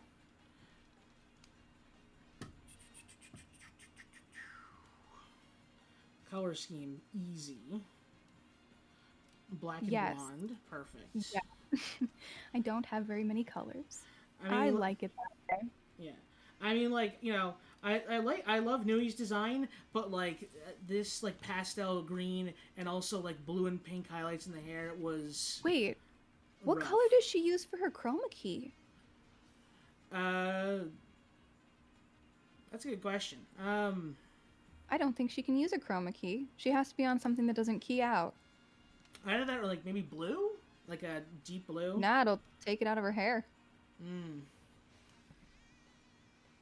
The only color I can use is pink because everything else destroys my eyes. Surprisingly, green doesn't work too bad with me, even though I have green in it. Your horns don't go away. Yeah, no, they don't. That's nice. Yeah, I can keep my cheeks and my lips if I do it just right. I just have to mess with filters. I think it's because like there's at least for my horns, there's like a overlay of black over my over them. Yeah. But maybe she uses like orange or something like that. Oh, yeah, you're right. Orange might do it. Yeah. That is the one problem with getting a bunch of VTubers in one place at the same time. Yeah. If you have to key stuff out. I was actually struggling with that with something with Bammy. Because her key out color is green and mine is pink. And my pink takes hers out. Okay. Mia says for that model, it should be yellow orange. Okay. Yeah. Yeah. That makes sense. Thank you. Yeah, so we can't be on the same chroma key ever. Because my pink destroys her outfits and her green destroys my eyes. So we have to come up with fun ways to play together, which don't involve chroma keys or being on the same screen. It's complicated. But yeah, I feel like, well, also along those lines of like things that VTubers should learn, a certain amount of this tech stuff. Be cool if there's like a starting course for VTubers. Yeah, true. Like Is it possible to do double chroma? So far what we figured out, Mia, is just to like do it separately. Essentially, I'll key mine out and send mine to her, or she'll key hers out and send it to me, like half and half. Yeah, and if we stayed on our own halves, it'd be fine. We don't stay on our own half of the screen. That's the problem. We have boundary issues. With everything we want to film, staying on our own half isn't working so well. Yeah. That's where the problem comes in. But yeah, I'd love to teach VTubers about like the chroma key thing and anything to figure out with that. Also, wait, no, you asked for like pet peeves, kind of. Non-clickable links. It drives me insane. Oh, yeah. On Twitch. It is so easy. And so many people have it like kind of there, but it didn't work and they just left it not working. That is a pet peeve of mine. It was the first video I made on YouTube. Instructions on how to make your links clickable. And how to fix it if it's doing what it's currently doing on your Twitch, because I know exactly what it's doing. because I've seen it on all of your Twitches. Not everyone. There are plenty of people who have them correct, but yeah, that is definitely one of the pet peeves that I have. I'm pretty sure mine works properly. You'd know if it didn't because you'd have the brackets. Like, they have everything there. They just forgot to make the two different types of brackets touch, and therefore it's no longer a clickable link. Right. It's really easy to fix. But it's like half and half. When I look at people's pages on Twitch, half of them have links that function, and half of them have links they tried to make function but don't function. And I'd love it if, like, Twitch had that as, like, a incoming class. Here's exactly how you make this work. This might be I don't asking a lot, but you don't happen to have like a hex code or like a palette for what your skin and hair? Yeah, hang on. I'm awful about eyeballing skin colors. I'm like the worst at it. Yeah, I sent it to the artist who did my first set of emotes, so I just need to track it down. Wait, hang on. Let me pull up Etsy real quick. I feel like I could probably do your hair. Maybe. Hold on. I can snag them. It's not a problem. I just have to remember where I put them. Not that. I have all this information. I have it for myself, too, because, like, I'm making my own emotes and everything, and I need it. Messages. Etsy messages. Here you go a little bit. This person. Less saturated.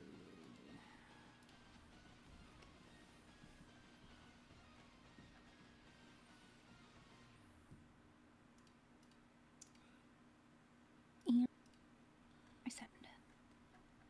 Once I figure out where it went. Shit, There it went. I kind of like that without the black pupils better, actually. Oh my god. It's like way better. Hold on. Okay. Full set of hex codes. Because it makes life easier. So much easier. The behind the scenes work we do. It's super laggy. Okay. Let me check. Where my...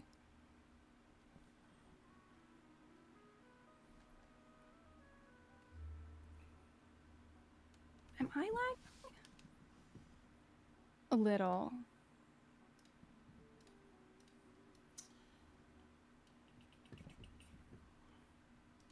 Oh yeah, we have about a 10-second lag going on. Okay. Let me see what I can close down to remove some of the lag.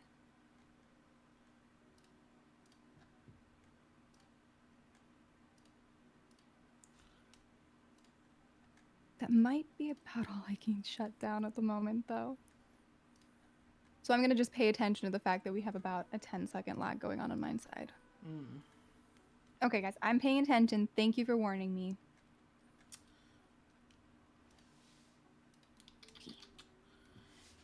You don't happen to have like earrings or anything on, do you? I do not. Okay. I don't think I have any jewelry on. Yeah. Yeah, because I try to find a like a highlight or like a sparkle point for each of these so that I can do the thing. But that's why I add these little gold corners to the books. Oh, nice. Yeah. The gold corners definitely do it. But also, like, my little gold star thing. It could sparkle. Yeah, true. It's in a... Could also be in a weird place. I don't think I have a ring on this one. I have a ring on my Minecraft one. I haven't figured out how to put it on this one yet. I need to. But that hand is behind the head, so it wouldn't help anyway. Damn, I was way off on the hair color. Whoops. It is not the color you think. Yeah. That's what I found. I think this this model sheet is, the lighting is a bit different than... So I think whatever color looks good to you, go for it. Yeah. I will go with official until I'm given reason to not. I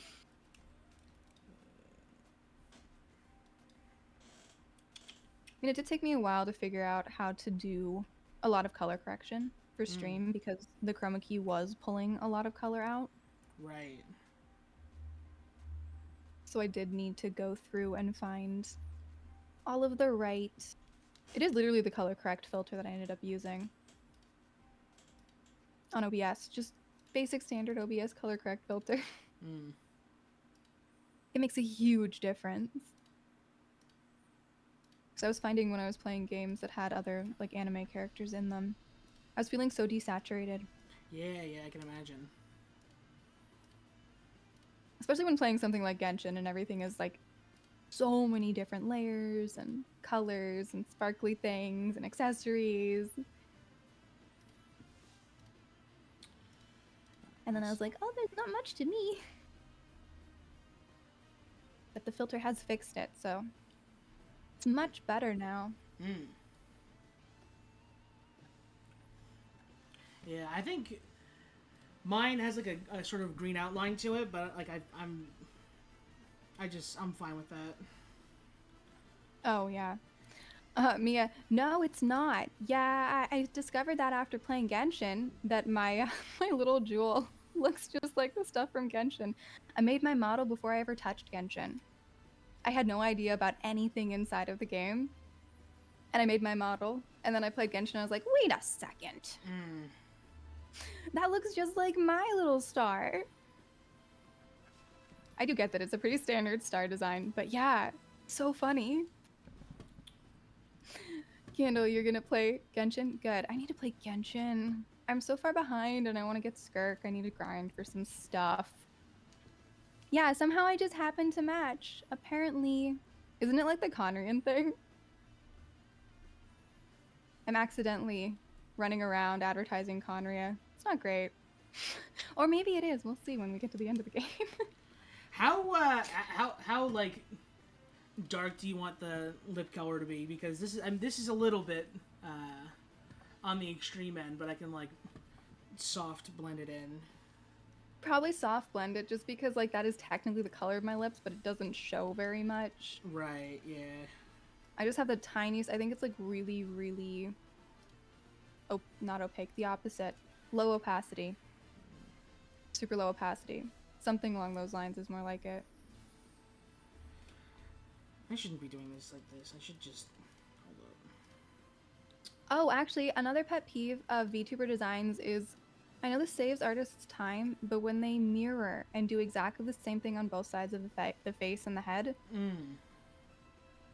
just because that's not natural, it gives me a little uncanny valley. Yeah. I do understand why they do it. It saves them a ton of time, but that drives me nuts, especially watching them make it and just having like the line down the center. And I think it's fine if they change it a little afterwards just to make it a little more natural, but it's one of the reasons that I made sure mine was asymmetrical. And I'll always make sure mine's asymmetrical.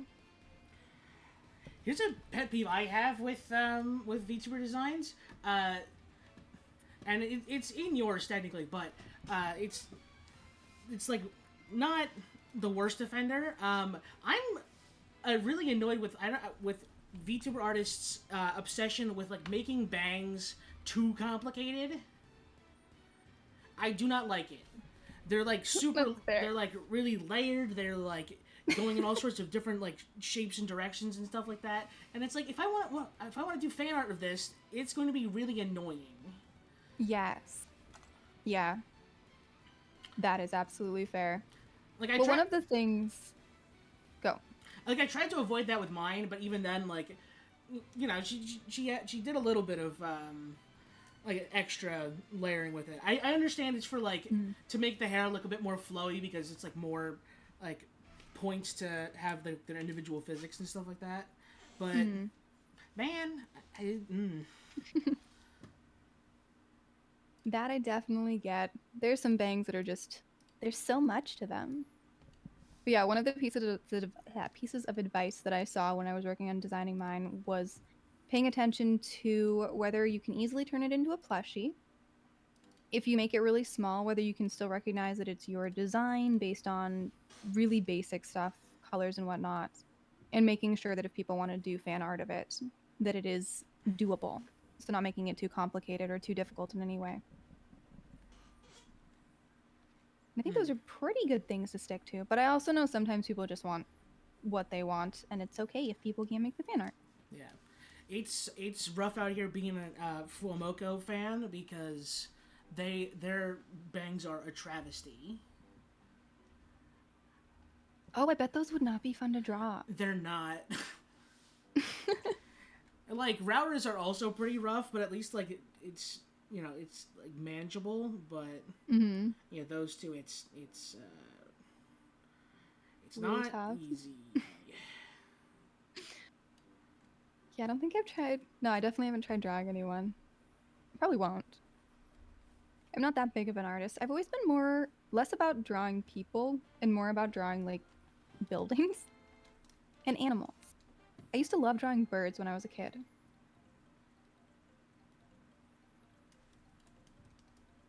Yeah. Also, Nia, it's Destiny. Yeah, it's totally Destiny. I might have trouble with the second half because I did technically make my VTuber way after Genshin started. So funny though. Would be highly amusing. Actually, it'd totally suck. I'm pretty sure I've seen this little star in so many places. I think it's a pretty standard little star. Yeah, I'd say so. Mm-hmm. Nice little gold star. It's just like a curvy star. It's almost like a compass rose, kind of, which is actually what I was going with a little bit more. Yeah, I see it. I used to love drawing those too. I love drawing maps. Maps made me so happy to draw as a kid. We have very different. Yasha has it too. We have very different preferences when it comes to drawing things. It seems. Yeah, I love the inanimate things. Ooh, hey, husband home. Hi, husband. Yay. What color do you want this book to be? Ooh, what about the dark blue that's like all my backgrounds? Yeah, okay. Like a dark royal blue? I can do that. Sounds perfect. Oh, this would be hard to burn under the umbrella. So, Xander, what are some games you want to play? That I want to play? Yeah.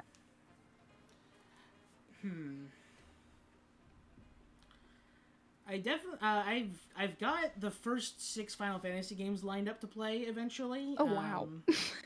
Yeah, they were like on sale. I think maybe for spring. I don't remember, but yeah, I don't know. Like I bought all of them because they were like dummy cheap, and I kind of just like I was already playing through the Disgaea games, which are like JRPG series and stuff like that. So yeah. Other games. That could take you years to get through. Maybe. Well, do you like playing games with other people, or you prefer playing them by yourself? Do you want to do more collabs? When I do like more like sort of long playthroughs of like single player games, I bring on my buddy Squid Vetica. He is another artist friend of mine, and yeah, we just sort of have a pretty decent time with that. Perfect.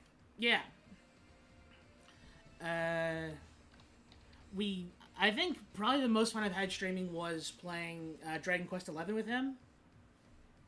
Nice. Yeah.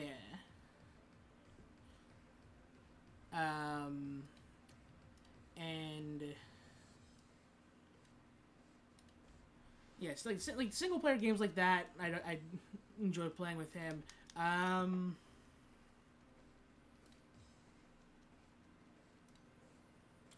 Damn, I can't think of what else. I'd like to play Devil May Cry 5 on stream, but my computer does not like that. Oh yeah, that's fair. It is very insistent that I don't play that, actually.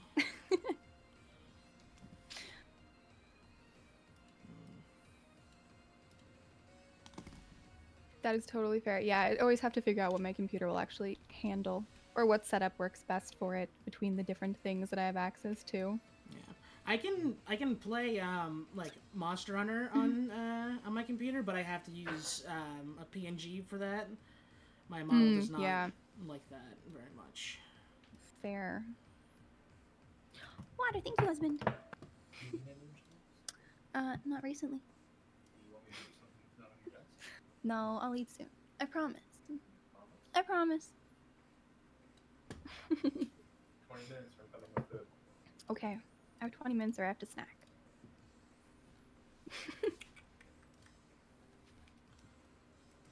Either I feed myself or he's gonna make me something.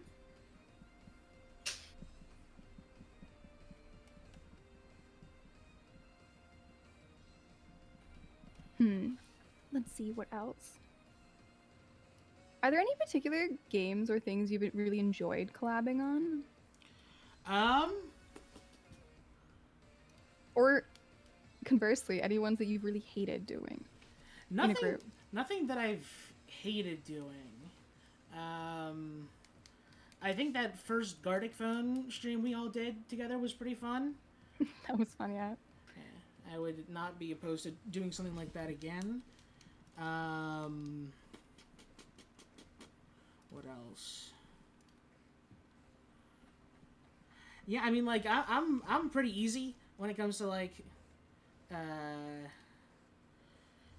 just like keeping me, I guess, entertained.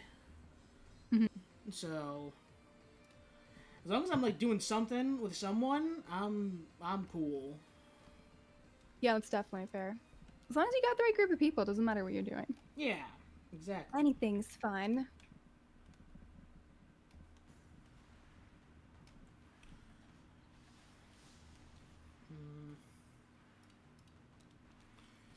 Right. What if I did something funky fresh Yeah. in this? I'm just gonna do a little. Do you have a dream person you'd want to do this kind of interview and drawing with? Dream person I want to do. Or people?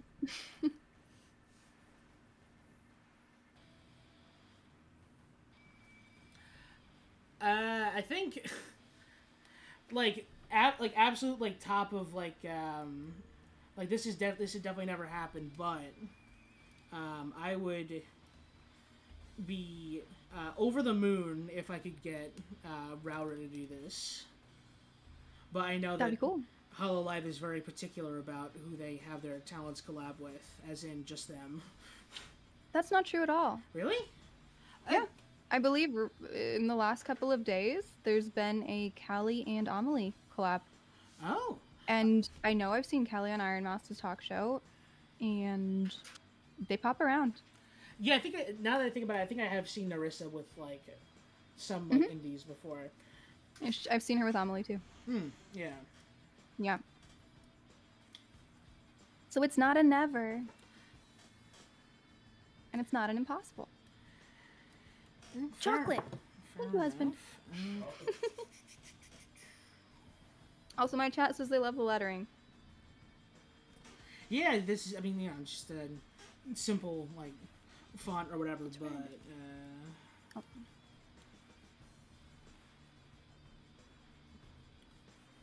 It looks lovely. It's the fanciest thing the fanciest font I have, I think.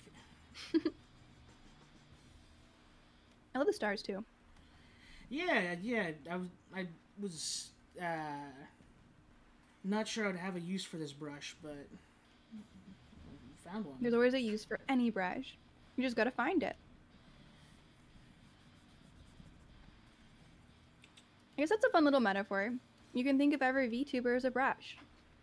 Some of them are gonna be way easier to use, and people are going to use them more often, where they're used for every single brush. And there's always going to be a time where that is exactly the brush that you need and nothing else will work quite as well. Yeah, that's a pretty decent metaphor.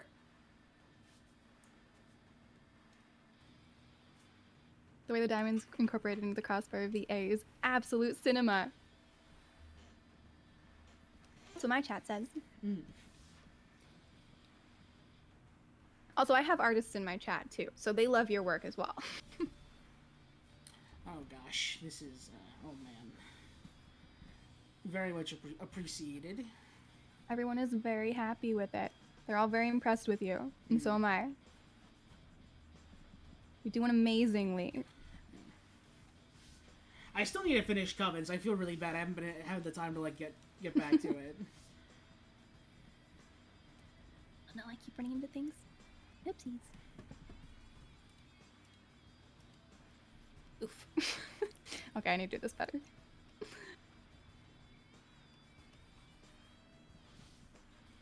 Holy down. Okay, I'm massively failing at the windy pathway right now. Sorry, guys. I'm sure it's funny to watch, though.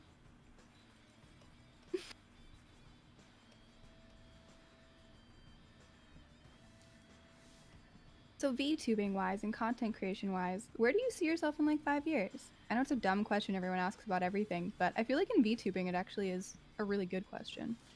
Yeah, because like I feel like, well, yeah, I feel like everything is kind of, I wouldn't say constantly changing, but VTubing is changing so much. Yeah.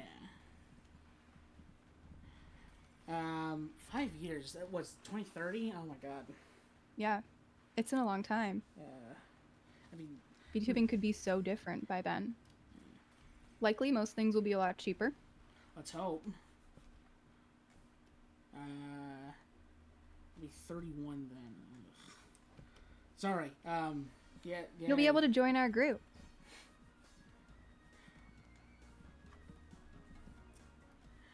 I mean, like, ideally, I'd like this to be like more of a, more of like an actual thing, even if it's not like job worthy. Like, I'd love to be able to like do my job part time and do this the other part of the time.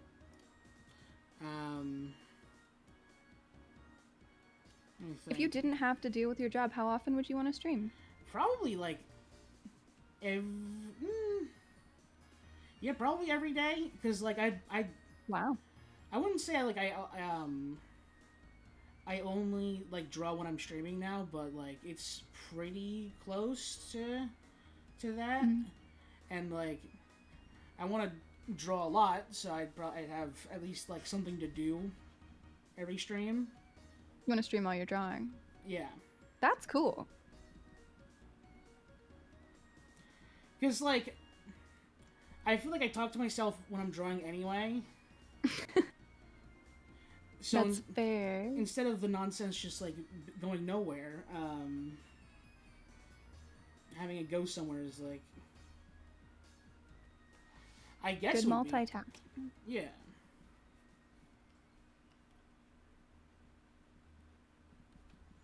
But 5 years, I mean,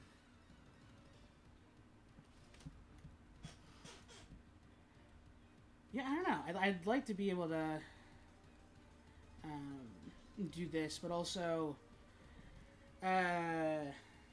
do you know about Mochi Pan? Is that a name that's familiar to you? She like I don't think designs so. like concept clothing. No, I don't. Yeah, that's cool.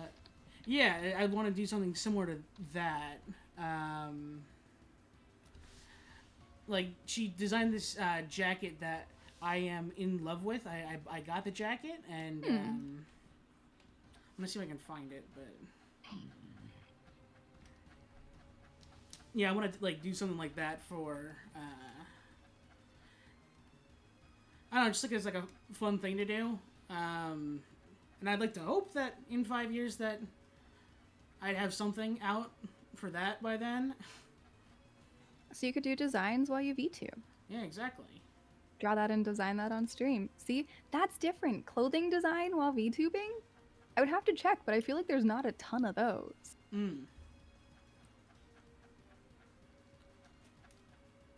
Like, there's only one VTuber I know who's actually been in fashion. Wait. Hang on. Maya. She does fashion. She's awesome. Genshin player. Super cool. We read back and forth all the time. I don't know if she's actually in fashion, or just... Oh, that's so cool. Yeah, like, That's so pretty. I love this so much. It's such a cool jacket. But yeah, like, making stuff like that is kind of stuff that I'd want to do. You could also design outfits for VTubers, too. Yeah, I definitely like to think about it a lot. I've been on sort of a character design kick. Does the name Kinkymation ring a bell to you at all? She's like she's also a VTuber. No, I don't think so. She's like big into like character design stuff. I was kind of like thinking about her when you mentioned like discussing like character designs and stuff, and I was like, oh yeah, she does that. So that's one you could like look into collabing with. Yeah, yeah. But yeah, her like stuff that I've been like watching recently is like I wouldn't say it like gave me like a second wind when it comes to like doing art, but it kind of did. Okay, so yeah. I don't know if you're up for this or not, but if you are cool with it, you should go tell her that. Send a message on Twitter or wherever you see her. If you're in her chat next time, send something. Tell her that her stuff gave you a second wind in drawing and designing these things. Whether or not anything comes of it, this is a way to build relationships with other VTubers, because at the very least you get to tell her how much her stuff means to you. And like, I'm chatting with a VTuber who's way bigger than me right now. We'll probably never collab, but we're just having a nice friendship, totally off screen, just because I let her know that her content had reinvigorated my love for something. And she's super cool. And it's not something that I intend to ever lead to like my numbers rising or anything like that. It's totally an off-screen, thing that I never expect anything from. Right. But I just started the conversation with her like, hey, just so you know, I watch your content all the time, and it has brought this really awesome thing into my life, and I want to thank you for it. And it has led to a multi-week-long conversation, and us chatting all the time and starting to become friends. So, for anyone who's in here, if you watch a VTuber and they have done something like that, something so big as to like reinvigorate your love for something, tell them. Half the time, it is going to make their day or their week to know that they have helped someone that much, because a lot of VTubers want that. That's the most important thing to so many people, that their content is actually changing somebody's life. So when you're brave enough, go tell her that. And you never know where it might lead.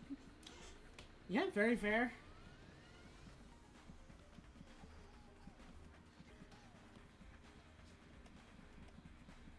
Yeah, I think I've always had what's the right word for it? An interesting relationship with like meeting creators that I'm like a big fan of, because there was this convention in Ontario called Con Bravo. Such a sick convention, by the way. I loved that convention so much, and they stopped doing it presumably because of COVID, but maybe not. Oh yeah, the cons in Canada kind of died after COVID. I went to a couple. Yeah, but yeah, super cool. Like I know the one of the years I went, Chris Sabat was there, and like he was taking like doing like autographs and stuff like that. I don't like the voice of Vegeta and Dragon Ball. Okay. Yeah, super cool guy. And like yeah, it was like a very much like a no, not that layer. It was very much like, I wouldn't say like meet and greet focused, but it was more like smaller creator focused event. Mhm. And where was I going with this story? Oh yeah, Not want to meet the people you're fans of. yeah, like I know I always get like I always feel like I'm pestering someone whenever I like. I guess whenever I like try to speak with them, and because I'm always like, oh, you know, they probably get like a bunch of people coming up to them all the time or whatever. I don't know. It's like it's a personal thing for sure, but I'm I know it trying really to depends on the person. get better about that. But if you just want to give them a compliment, anyone a compliment, and you're clear that you're not expecting anything from it, it's always a great thing. And I don't know anyone that doesn't appreciate that specific way. It's usually when people want stuff. So when people come up and ask for photos, when it's clearly a bad time, or ask for autographs when it's clearly a bad time. But if you just go up to an actor or anybody that you're a fan of and are like, hey, I love this thing you did, changed my life, thank you so much, and you leave it at that. Husband, can you think of any actors who would be mad about that if you're not asking them for anything? Not any good ones. I can think of a few who I can't say because Right, of course. then it would be mean. But I think you no, can usually tell, though, with the people if they're going to be that kind of. Of course, there are some people that are just jerks, and you don't want to deal with them in general. No, you're good. But for the most part, most people are really sweet, and they want to know that stuff. So you should be okay. People we don't ask for photos? Yeah, exactly. And that is actually a good point that Mia has brought up, that like content creators are a little different than actors. There's not always the same kind of social media training that we get. Mm. So it is possible that with content creators, specifically YouTubers, that sometimes they don't know that they're supposed to be nice to people and they forget. But I can only think of a couple of YouTubers that I think might actually be a problem to compliment. For the most part, I do think most of them are pretty safe to just be like, hey, I love your stuff. Thanks a lot.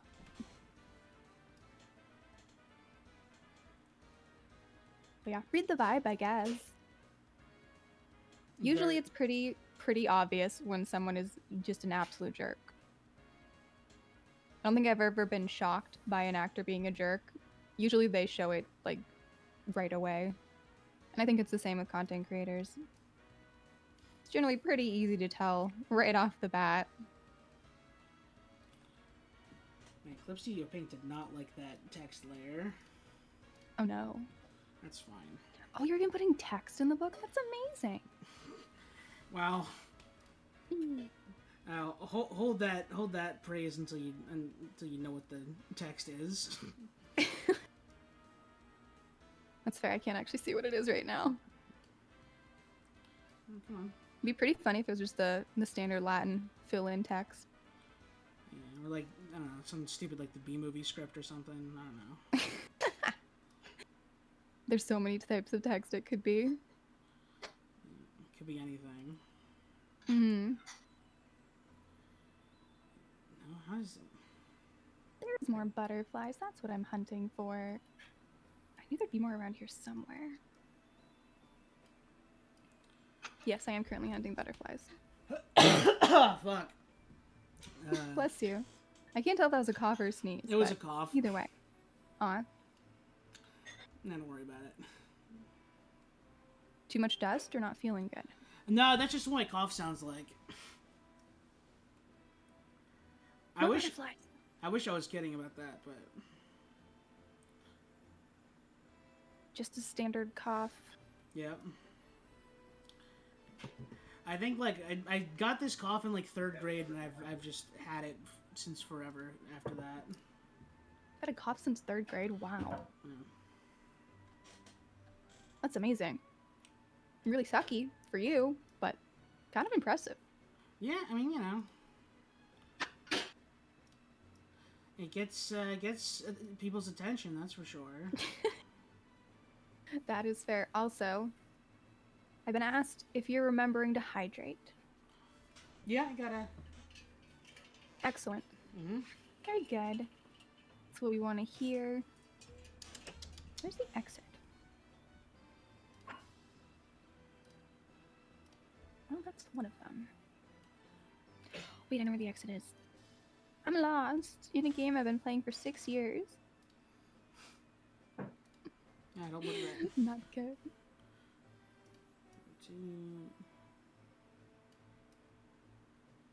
You getting more text? I it was not very even in how they distributed the lines because it's a script. Oh, fair.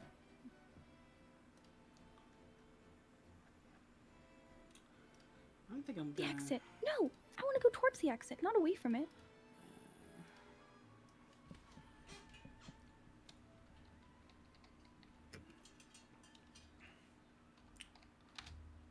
What is looking amazing. Very impressive.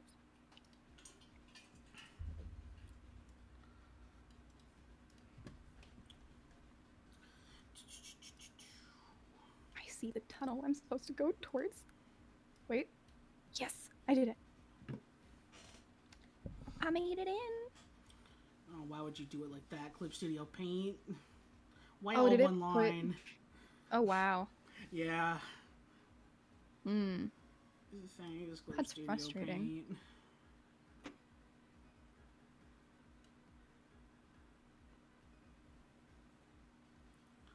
Yeah. Alright. Also, most of my lag is gone. I love it when it fixes itself. I'm not sure how it fixes itself.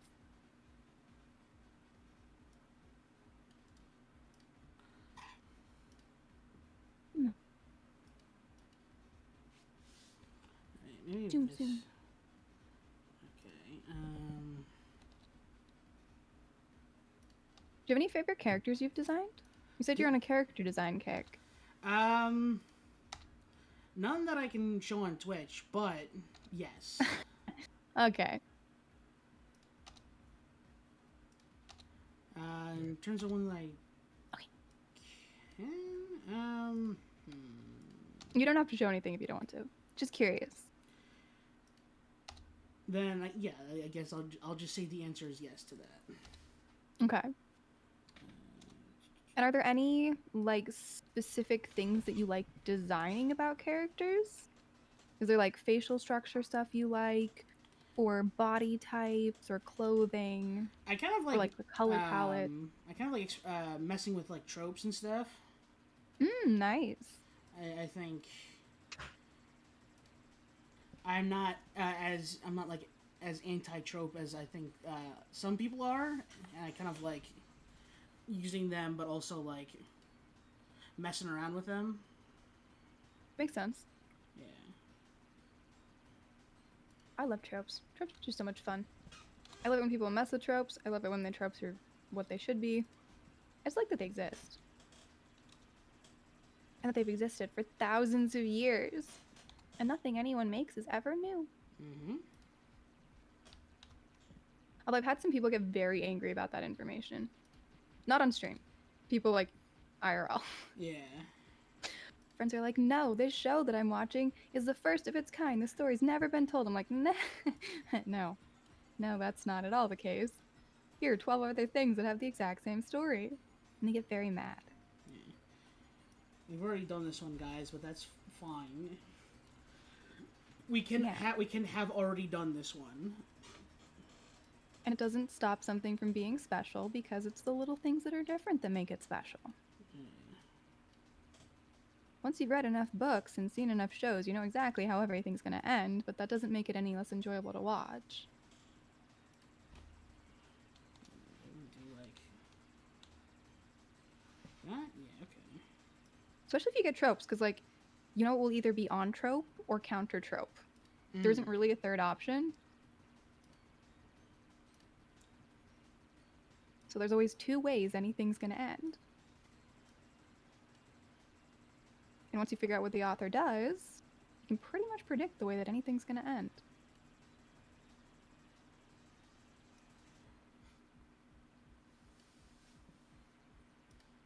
Oh, I almost got this vine.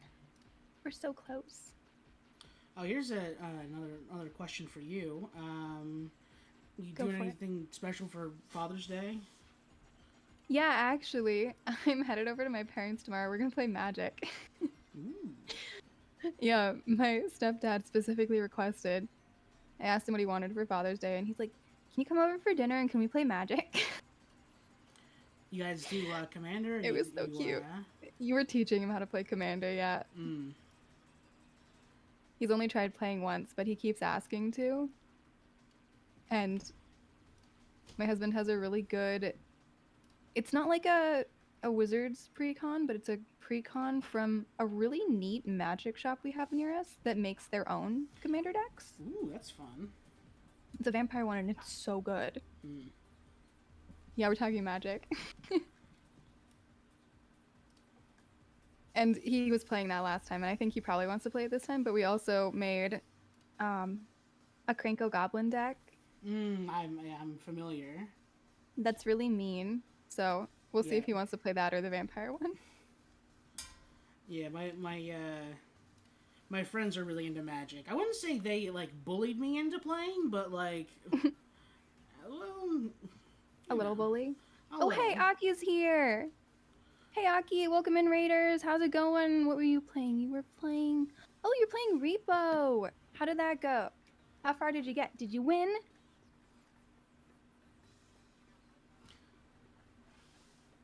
I think I can guess the answer to that.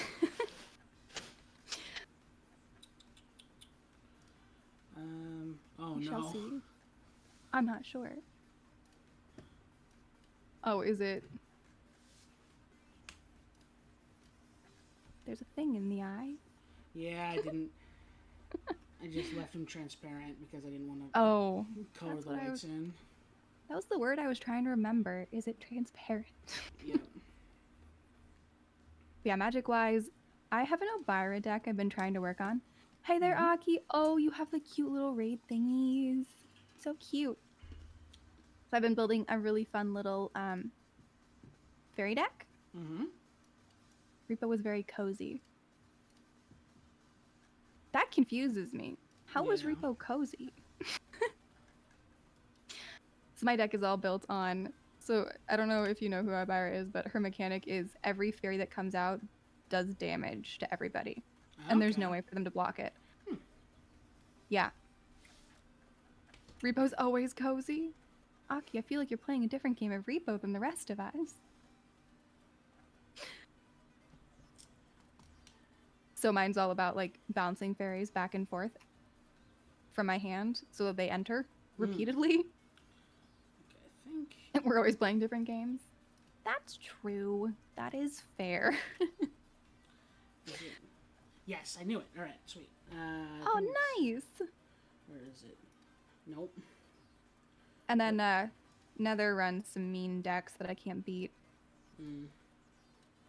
There's one that's a white-green one that just makes things really big, really fast. Yeah, Lazo, that's it.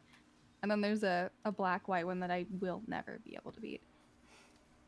Because it's a life gain, life loss one.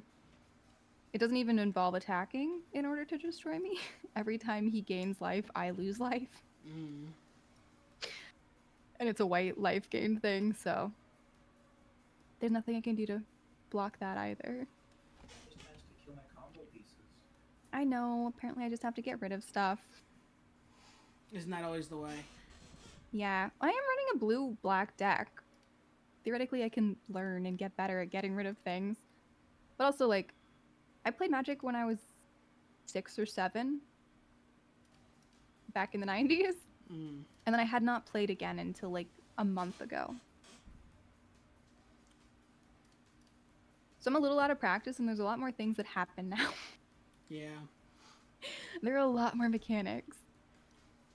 But yes, now there's gotten my entire family into it. I also have to build a group hug deck for my mother because she wants to play, but she doesn't want to hurt people. Ah. And I've told her she's probably not going to win. But But it'll be I'll funny. build her now. something. It'll be funny, yeah. We have Happily Ever After. it's just hard to win with. Mm. It requires having one card of each color plus having a certain number, having more life than you started the game with. And I think one other thing.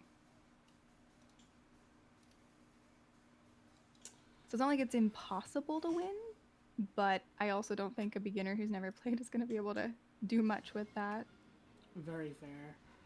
The two normal commander decks I run are Yarok, which is ETB effects, and Killian, who's like you want to equip him with like enchantments and stuff like that.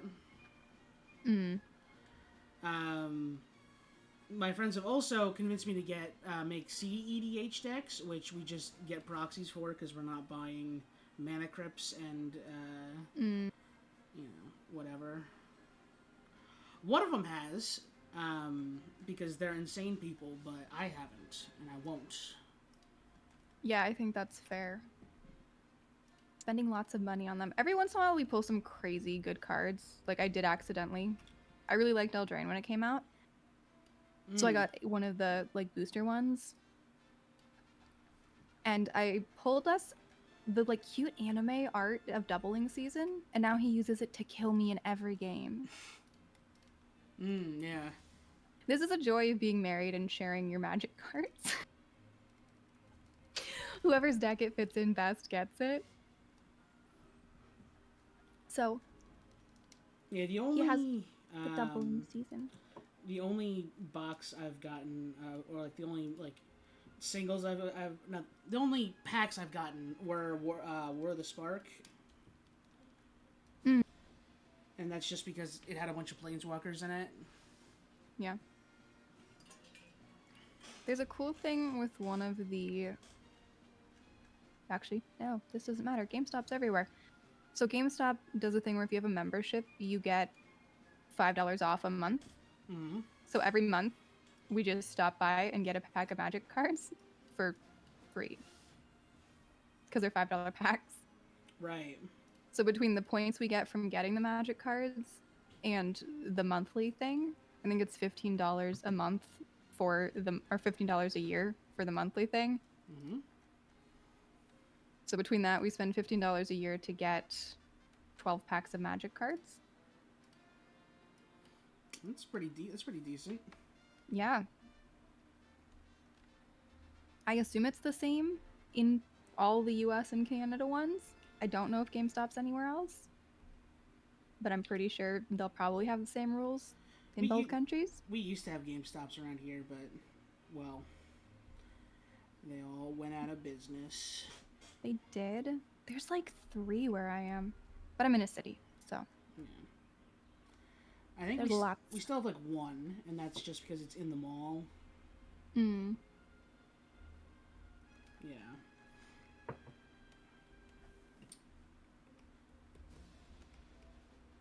Now, we actually have a ton of different Magic places. Now for what? For those observant gamers at home, you might be wondering, why am I drawing red all over you when it's like a bright, saturated red? This is my funky little technique I use when I'm doing shading. I do it in the color that I can just immediately see on a drawing, and then I know exactly where I'm supposed to be putting shadows. Very clever. Yeah.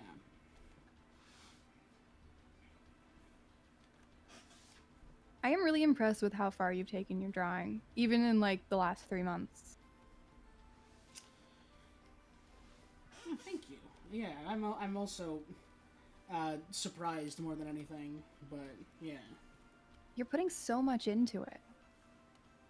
And I assume you're also watching like tutorials and other streamers who are doing art and picking up stuff from them. Sometimes. The best way I learn how to do things is to just start by just like copying something pretty much, or like just taking like directly from like reference images, and then I just learn how to do it from like the muscle memory of doing that. Perfectly acceptable way to do it. Yeah. But yeah, you're still learning. You're still putting a lot of work into figuring out how to do it and what way works best for you. Oh yeah. And that's the impressive thing.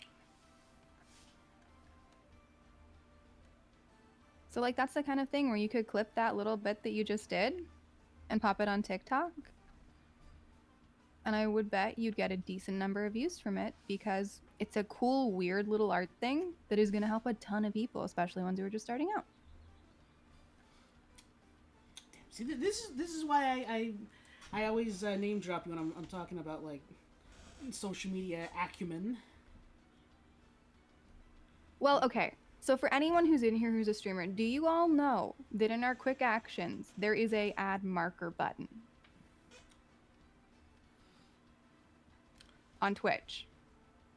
So on your Twitch home screen or on OBS, you can open up the quick actions thing on OBS, and then you go to plus to add another button, and you go look through, and there is something that adds a marker. So then once you're done with streaming, you can go and look at your highlights reel, or the highlights section, not the highlights reel, but the whole highlights section, and it'll have marks for every place that you've hit the button. So if something like this happens on stream, you're like, oh, hey, that would make a really great clip. You hit the marker button, and then you don't have to go scrub any of your VODs because you've already done it. So I definitely highly recommend every streamer have that button easily accessible. I also did not know about that. I think most people don't. I think I randomly found it. Hmm. Also, another thing I suggest everyone has on is the stop raids for an hour. Because it is early on, before I turned that on, there were quite a few times where just as I was raiding out, or right after I raided out, somebody would raid me. Or where I was about to finish and someone would raid in and I'd feel pressure to keep streaming even though it was really late at night and I couldn't really keep going just because someone had raided in. Right. So now I try to make sure to hit that. I used to do it an hour before, I don't really anymore. I tend to hit it more like 20 minutes to 10 minutes beforehand. Because I have since learned that I don't actually owe everyone to keep streaming much longer after someone raids in. Yeah. But it took me a little while to learn that. But still, I feel bad if someone raids in and then I instantly leave. So I do still try to hit that at least like 10 minutes beforehand. Because I feel like a good 15 minutes or so of having the raiders in here is fine, and then I can raid out. I'll take them somewhere fun anyway, so it'll be fine.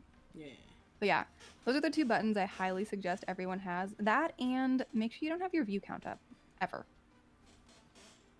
Yeah, makes sense. I noticed that it bugged me in two ways. If it was too high or too low. If it was too high, it gave me anxiety, and if it was too low, it made me sad. So, I got rid of it. I actually almost had a panic attack the first time I had like a really big number of people. I totally freaked out and I was like, okay, we can't have our viewer counts anymore. Make it go away. I don't want to know. I love my chat. I love all of them there, and I don't ever want to know how many people there are. Yeah. I've like, lost viewer count privileges. Yeah. Yeah. Also, Yash over here says turning it off has helped so much. It's the best thing ever. It really is. And I know some people who have not turned theirs off and get a lot of anxiety and sad when it's not what they want it to be. Because realistically, your numbers are gonna drop. And we should never be doing this for the numbers. And I know it's so hard not to do it for the numbers because we all have to pay attention. And there is one place where numbers are good, and which is seeing what content people like watching. But you only need to check afterwards to see where you dropped a lot. It's not the total number of viewers, but like where the valleys are. Right. Check your VODs for the valleys and see what it is you did that caused a valley. And sometimes it's nothing. Sometimes all your people happen to have to go to bed at the same time. And it's nothing you did. But the only time I think numbers are ever of any use are just to see also like if you have big spikes and it's not from a raid. Obviously you were doing something great. And maybe you want to do more of that because your viewers love it and you want to help your viewers want to watch you. But yeah, none of us should be streaming any differently, whether we have 1 viewer or we have 1,000 viewers. The only thing that's different is having a harder time keeping up with chat. But other than that, nothing should change. And I feel like that has given me much less anxiety in general. Just not caring. Yeah, that makes a I'm trying lot to of think of sense. what other like little things I've learned. The raid button I learned from another VTuber actually. I was on their stream after one of the times where I missed a raid or they'd raided in a couple minutes later something, and they talked about putting on their shutdown raids for an hour. I was like, wait, what? Do we have that button? Where is it? And I had to go find it, and then I found all sorts of cool buttons. I would also say, for those who don't know, if you go to the top left corner of your stream manager, you can change the layout. You can change where everything is and what you have. And that can be really, really helpful because you can put whatever you need places. And also, I know another streamer a while back said that they wish they knew who'd rated them.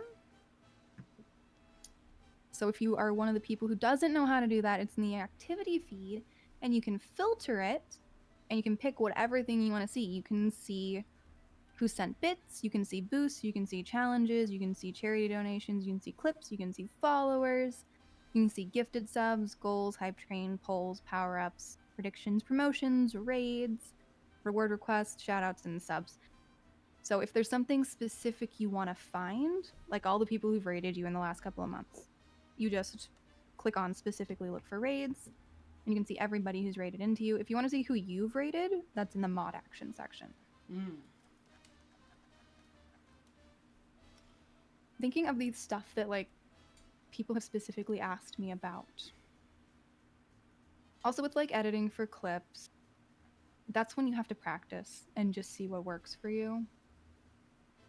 But it helps a lot. Also, I know YouTube just put a clip section into theirs as well. So if you have your VODs over on YouTube, you can get clips straight on YouTube. I haven't used it yet. I use DaVinci Resolve for it if I need to after the fact. But mostly what I do is if one of my my VODs is about to expire on Twitch, I'll make a highlight of the entire thing and make it private. I'll unpublish it, and then I'll publish it when I want to go through it. But that's about how I deal with them.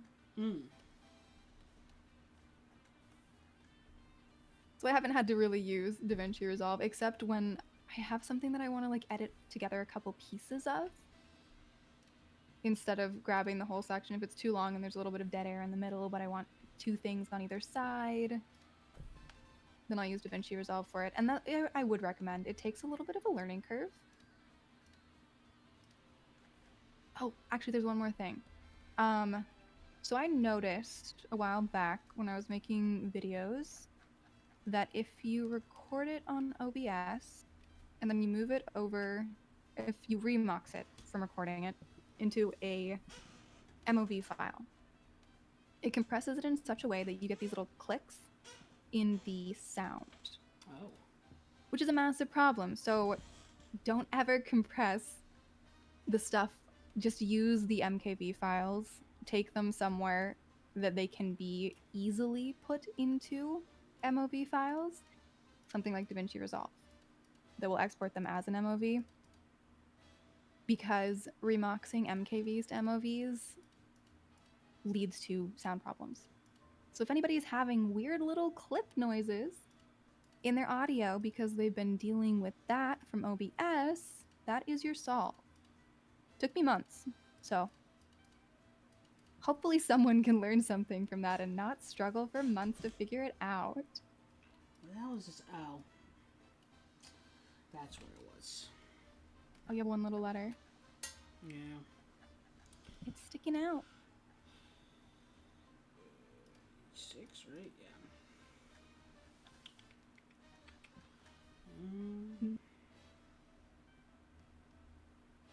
I'm slowly thinking of any other advice that like people have specifically asked me for. Yeah, yeah.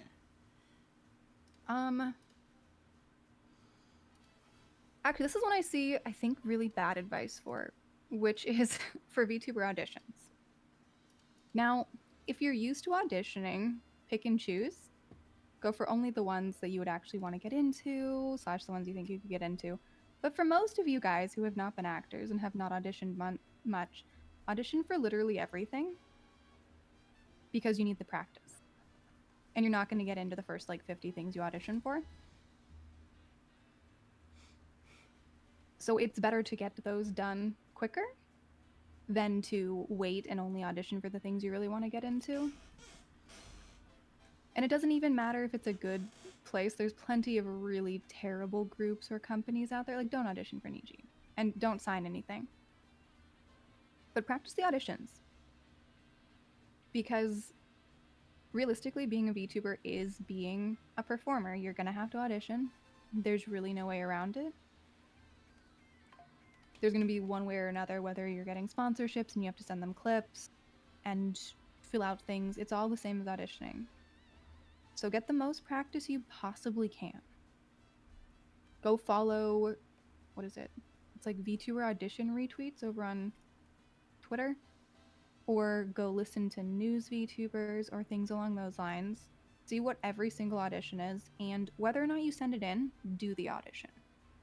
Practice filling out the forms, practice making the videos, because every time you do it, you'll get better. Yeah, and sometimes they might not even check the auditions. They'll just like go based off of like the forms, you know? Yeah. But you also need to practice filling out the forms, because there are right and wrong ways to do it, and you'll get better about writing. You'll figure out how much you should be writing. So all the practice is good. The more practice you can get, the better. And I will say, without fail, I've seen almost every VTuber who's giving advice on this say, don't apply to everything. Most of them are terrible and you wouldn't want to be in them anyway. Don't apply. Only apply to the things you would really want to be in. I'm like, I don't think you guys are actors. I don't think you guys have experience with auditions. Yeah, probably.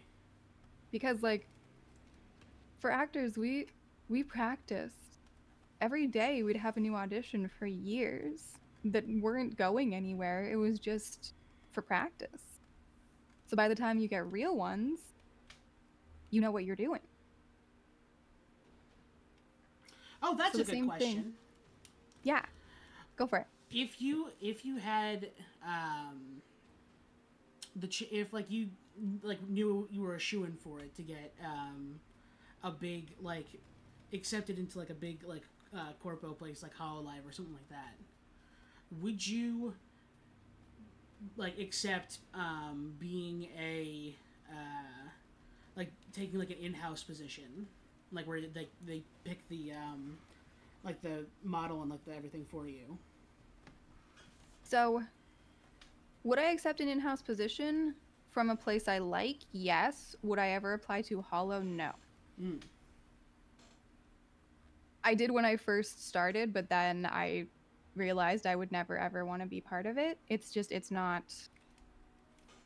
Okay, I've had agents before. I have done the corpo thing before. And when it comes to VTubers, they do a lot of it wrong. Yeah, I can imagine. And it's not stuff I'd want to deal with. So, like, for really big ones, and realistically, maybe V Shoujo. It's the only one I can think of the big ones that I would actually sign on with. And this is because I look at the business practices with all of them. Right. And I don't like the business practices. I know it's great for the people who are there, sometimes, kind of a little. But, like, with both Holo and Niji, they're not business practices I like or would want to be part of. I do think Phase's business is good. I don't think I would fit in, so I don't think that I would accept any position with them. Yeah, because I remember when I applied to Acon, or like I auditioned or whatever you call it. I was like looking at a bunch of different places that were taking auditions, and a few of them were like, you know, oh, we're offering an in-house position. I'm like, is that something I'd want to do? And I mean, like you, I'd be willing to. It's more like what. Yeah, it's more about the business practice. Like, Yeah. I love my model, I love my persona, I love everything. And part of it is also like, I don't necessarily mind changing models and personas as long as I'm allowed to bring my community with me because I don't want to leave them. So Mm. it's all specific questions for specific places. And it really does come down to the business practices of the corporations. Right. And luckily, I've signed NDAs. I've dealt with all of that. And my husband, he did that part of work. He was an assistant director, so he dealt with like a lot of that stuff on big TV series and things like that. So when it comes to signing things, I'm good. I'm safe. I know a lot of people are not, and I do wish that there was some way for me to help a lot of other VTubers with that. And I have definitely offered to like everyone in the space place and any group I'm in that if they have something they need to sign, please let me read it first Mm. because I'm very used to it. So I'm not at all worried about me ever signing in. Like realistically, I could apply for Niji and that'd be fine. I don't want them to know I exist because I don't want to get on that radar. But I've been tempted just because I want to see what their contract is. Mm. Aki says hydrate. I will hydrate. Thank you. But I also realize that if I got myself to the point of getting to see the contract, it's too late. And I'd never be free again. Yeah. But yeah, I'm curious. I'm curious about some contracts. I want to see what they put in there. Like I've seen some really nasty contracts for VTubers that got shown. There was the one that let them dox any of their talents if they chose to. Mm. I can't remember what company it was, but it came out sometime last year. I was like, how did someone sign this?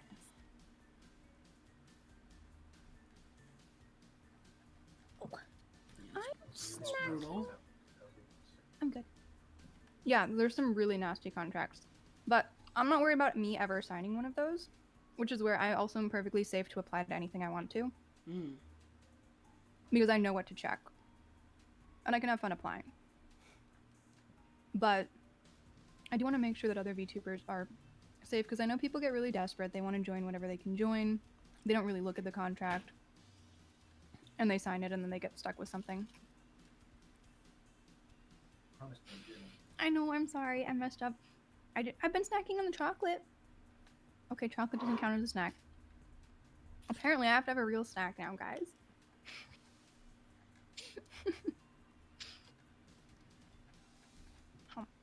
I'm snacking. I'm really snacking. But yeah, it's something that I wish I could help people with. Figuring out how to be safer. I did a little video on it a while back, and it actually did pretty well. Just like understanding NDAs and how they work. Yeah. And understanding contracts and like the languages of things. But also, like in that video, I had a lot of stuff because I don't know if you heard about it, but last year, all of Mythos got drugged at a con party. Yeah, I did hear about that. Mm-hmm.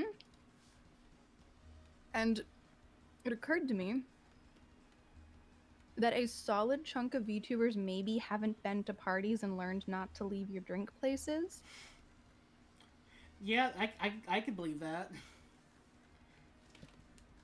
So like VTubers and parties don't really seem to mix, I would imagine. exactly. So I also have stuff about like that in there as well because like there's little things. I come at all of this from an acting perspective. You have to go to parties as an actor. It's part of your job. I remember at one point in time I was working with an actor who was exhausted. We'd shot a short. And he was just like, I'm so tired, but I have to go to a party tonight. And anywhere else, that would sound like a ridiculous sentence. But for us, that's how it works. Yeah, it's like homework. Mm-hmm. It's networking. It's being in the like the constant memory of everyone. I know there's a better word for this that I'm not remembering. But like staying within someone's mind so they remember you and they'll remember to cast you and they'll pick you over other people. So I got very used to having to deal with going to parties, even though I don't like parties. But I know how to stay safe at a party. Now I have to worry about it less because I have a husband who's much taller than me and no one will mess with me. But that wasn't always the case. So I Yeah. did learn the ways to stay safe at parties. And like for girls, one of the things is to keep a ring on. You can switch to your ring finger on your left hand in case people are bothering you because it does work. If you're female here and you have problems, always keep a ring that will fit on your ring finger with you no matter where you go, parties or anywhere else. Because it's one of the quickest ways to stop creeps. Which sucks, but it does work. But yeah, I like giving advice like that to people because I do understand that my background in acting is actually quite different because I've searched for actors. I have searched for VTuber actors and I found almost none. Mm. It's really hard to find them, so I do know that most people don't have the acting background I have. Speaking So of there are certain backgrounds, things. Yeah. what do you want me to do about yours? Background. Oh, that's lovely. This is just kind of like a placeholder, but I like for the others I haven't done any. I didn't do anything like specific, but I could for you if you have an idea of what you want. Yeah, it's up to you. I mean, like the books are lovely, but if you want something easier, my standard background that I have is just like random stars. Yeah, okay. I can see what. Yeah, okay. So if that makes your life easier than the books, because you're gonna have to color those books in, right? Yeah. And probably So make to make shelves your for 'em or life, something. yeah. If you want to do that, go for it. But to make your life easier, you have your star brush, right? Yeah. Run something like that over it. I'm snacking, I promise. You can ask Aki. He's heard me snacking. Mm-hmm.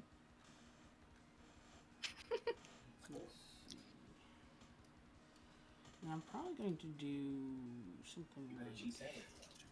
I know, I'll eat more, I promise.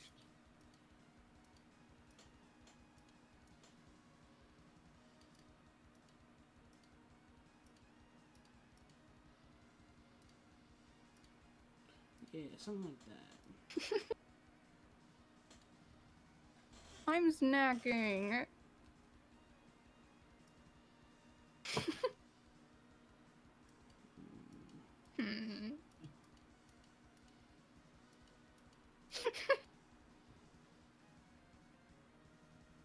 I'm being watched now to make sure I actually eat my food.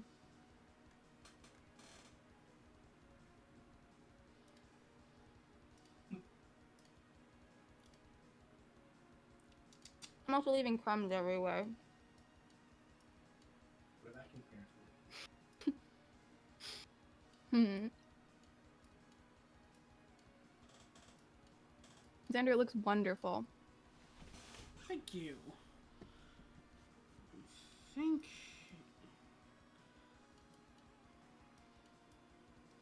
Besides like one or two background details, I think it's pretty much done. So.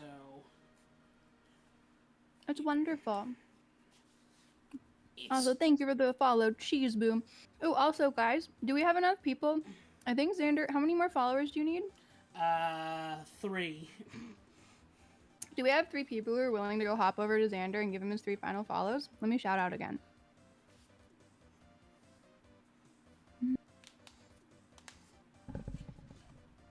Yeah, stop on by. Join the party. He's 3 away from his 50. Thank you, Nether Treader. I appreciate ya. Now he's 2 away from his 50. We'll see if we can get you there. Yeah. Much appreciated. Mia Saito, thank you. See, you've got to show a lot of people how awesome your drawing is. So many people enjoy your stuff.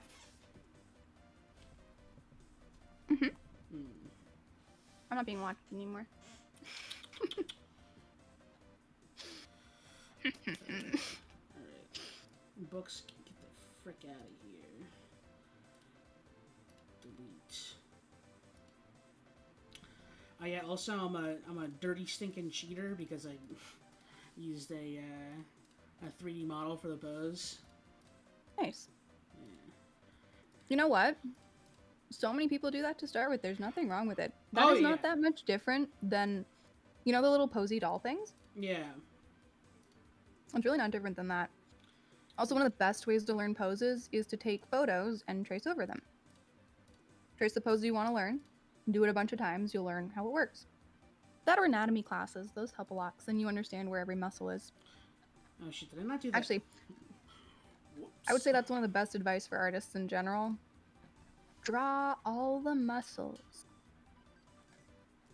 and all the bones. Draw the skeleton and then draw the muscles over it. You'll understand how everything bends.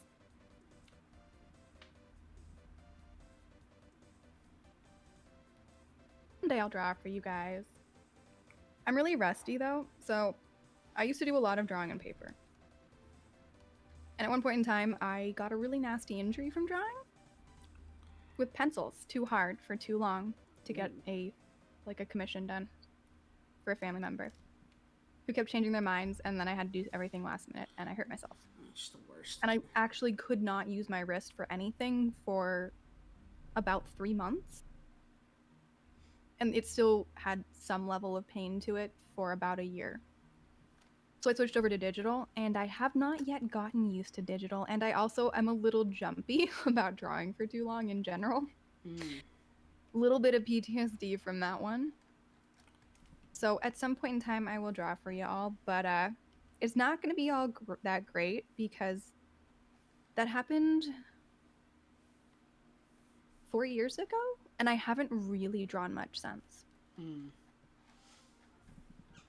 So I'm rusty. I'm really, really rusty, and I'm slowly getting back to it. Like they have these cool. I don't know, Xander, if you've seen them, but there's this person on Twitter that did a 200 bases for emotes. That's technically free, but most people tip, so I tipped and I got that. Yeah, I've seen a few. So of I'm those. I'm getting back into drawing just by like using those as references, and I'm doing it slowly. Yeah, that's Eventually the way to it'll do be it. good. Mm-hmm. And like I made my own logo a while back. Go. Yeah, I was kind of in a hiatus myself like a while ago, probably a little bit earlier than this time last year. I don't know what it was. It was just like annoying stuff or whatever. But no, I don't want to do that. I want to do this. The weirdest thing that like kind of like brought me back from the brink, so to speak, was like my job. We work with like a lot of paper. It's a mailroom, and so like we'll just have like scraps of paper like literally everywhere. And I was like, oh, nice. I might as well do something with this if we're gonna just toss it, right? Yeah. Because we have to toss it because it's like medical stuff, and so it's like HIPAA, and then we're gonna get in trouble if we. Yeah, people can't see it. Yeah. No. So I'm like, all right, and then I kind of just like was doing that, and then that kind of I was like, oh wait, I can actually do this. Hold on. So yeah, that's my. Yeah, that's perfect. My boring day job saved my art career. And that's the name of an isekai in the 2026 season, I think. I wonder if there's anything that isn't the name of an anime. I'm sure there's. Is there a sentence you can come up with that was never made into an anime?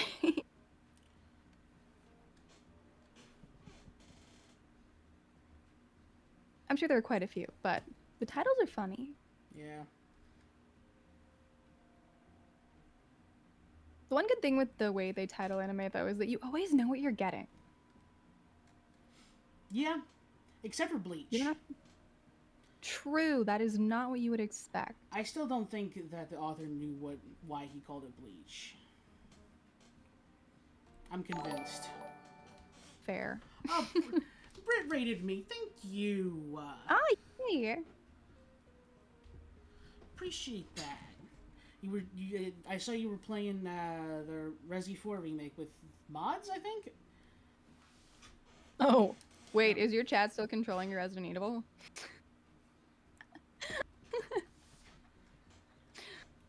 Yeah. I was thinking about getting that game, but I don't know. I can't I can't justify like buying a full price game anymore. Yeah, agreed. I have so many games to play, plus Gotcha's awesome and it's free. Mm. Yeah, I So, yeah, did so it's a play cool game. uh, Resident Evil 4 VR, and like I've played like my fair share of like VR like versions of games, and they're all pretty bad. That one is like shockingly good. Nice. If you have like a Quest or like just any kind of like thing that can play it, um, I definitely would like I recommend it. It's like just the actual game, but like in VR, which I know is like kind of dumb to say that, but like I don't know. I feel like Skyrim and Fallout VR are like not good. Never tried any of those in VR. The only VR, there's one where it's like black and white figures and they're trying to kill you and you have to kill them first. And it's like stop motiony. And then, husband, what was the VR game you put me in that had zombie things? They were falling from the ceiling. Two Krauser? Oh my god, that's Half-Life. brutal. Oh, oh yeah, the I played Half-Life Half-Life VR. Okay. And I don't remember what the other one was. What's the white and black one? I guess it's called Super Hot. Oh, super. Yeah, okay. Yeah, the more you move, the more bad things happen. Yeah. Yeah, Time those are the moves only when you two move. videos I played. Oh yeah, I did Beat Saber too. I Hmm. forgot about that. Yeah. Yeah. Another VR recommendation. It's the series called "I Expect You to Die." Huh. It is like it's kind of like if I had to describe it, it's kind of like escape rooms with like a sort of like James Ooh. Bondy kind of theme to it. Escape room sounds so fun. Yeah, it's like they're all like really clever and like when I was playing through the first two one time, and then I think kind of out of nowhere, one of my friends was like, "Hey, we're going to an escape room for this thing," and then I just like did shockingly well in it, and I'm convinced that I accidentally practiced for it. I wonder if there are multiplayer. There have to be multiplayer escape room VRs because I feel like that would be so much fun.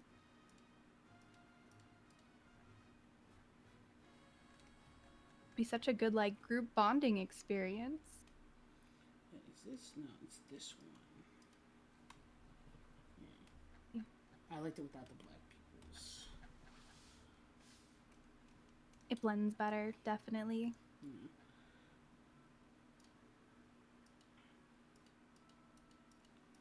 But you know, I've been up there. I've been all throughout here.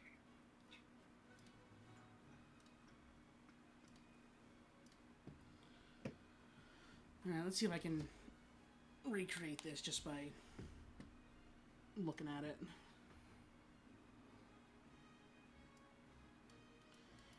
You want the background? Yeah. Hmm. This is where I haven't been. I knew I had been somewhere. No, not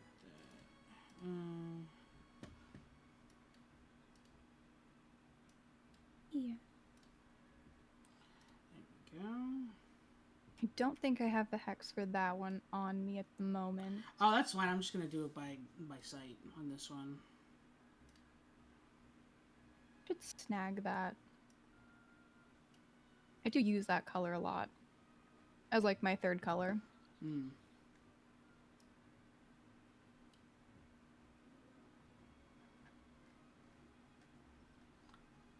Hmm.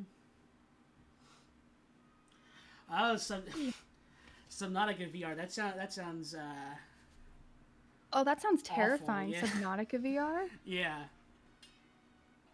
I don't think I'd do that. Yeah, nightmare. I think that would be like fully off the possibilities of anything. Yeah, Playing it's bad enough. that'd have to be like a subathon reward or something. Yeah. I don't know. What would be the? That'd have to be like a really high level subathon award.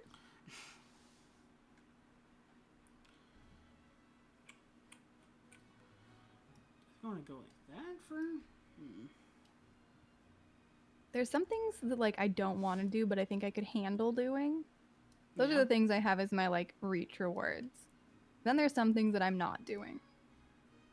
Does not matter what people ask for or say or do. Not gonna do them. So there's definitely multiple levels for me. Mm. And I do think that that's a good way for VTubers to have things. Like, know what things you're not gonna do and which things you don't really want to do, but you could probably do. Yeah, that's totally fair. Essentially understanding the boundaries. Boundaries are important. Ooh, I'm going there. Here. I knew there was a realm I'd miss. I'm gonna do it like this. Yeah, okay, I got.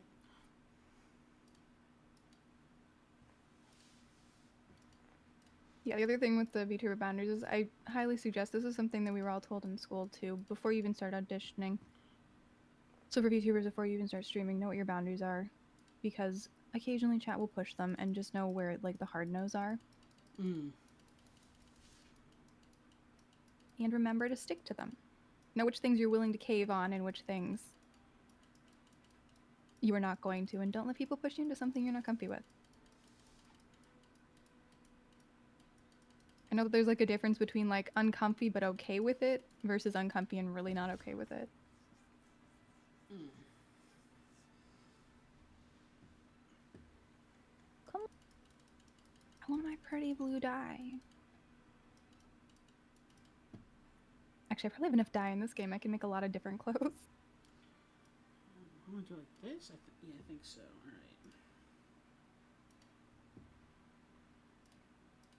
right. Aw, you go. It's a background like mine.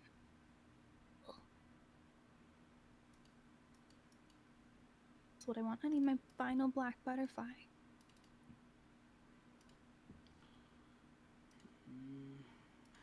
How do I want to do this? I swear I saw another one. Whee!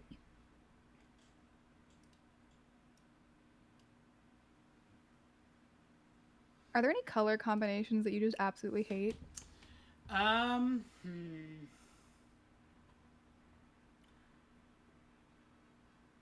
Not necessarily. I think orange is like like just orange in general is the closest I can get to. Or I don't care for it very much. But in terms of like combinations, nothing specific comes to mind. No, I won't do that. I feel like there's a place for any color combination. But I think that like 1970s brown / like PP yellow, probably not one of my favorites. Yeah, that definitely makes sense to me.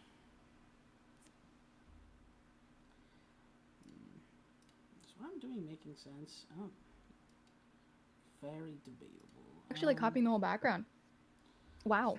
I'm definitely trying to.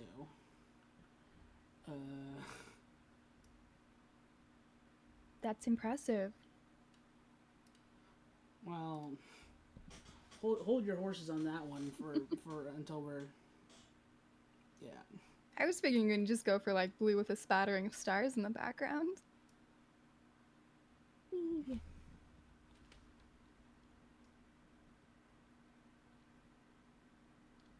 More butterflies. This. Nope. That is not. Zoom.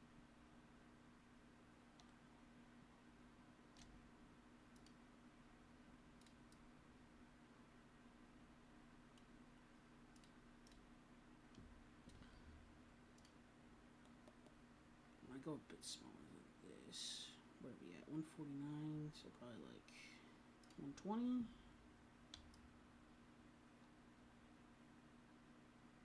Very thorough. I mean, look, it's what you got to do in this industry. Yeah. Thorough, accurate. Of course, people also love it when you're not thorough and not accurate.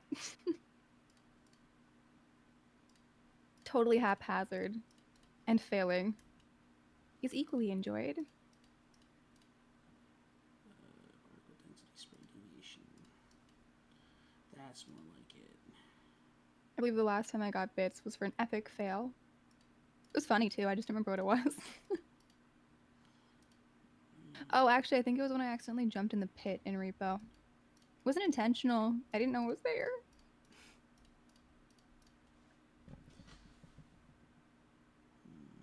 But it was amusing.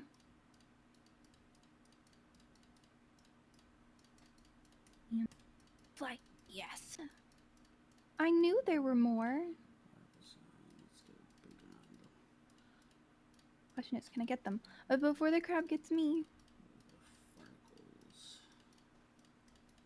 Yeah. The answer is yes. No, no. No, no, you can't get me. Oh, it looks so pretty. Crab, or is that a darkness bloom? It's a crab.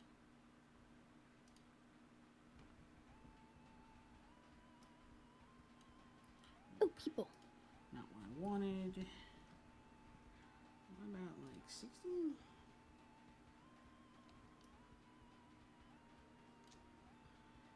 It's kinda, but not really. I applaud the thoroughness. It is very impressive.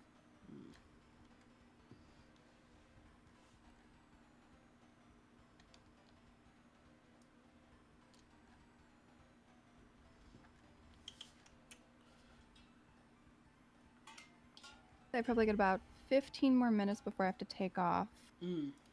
It is getting close to dinner time for me. That is also not a bad time to stop as well.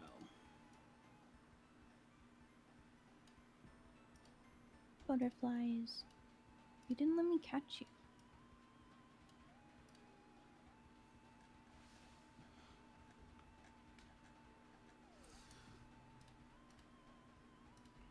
And then I can do the last bit later. That is fair. Well, anytime you have questions about anything VTubery or not VTubery, feel free to send them my way. Of course. I'm happy to help out with stuff. I love helping out with stuff. Although sometimes too many people need help and I don't respond fast enough, so I try to do my best. I mean, hey, you do a good job at it, so. I certainly try. I try to balance everything out.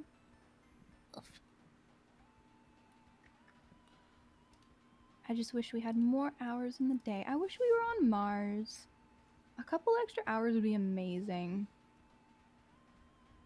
28-hour days. Yeah. 28 would be lovely, except I know that humans can't handle it because they've tried it. When they originally got the first probe on Mars, their team...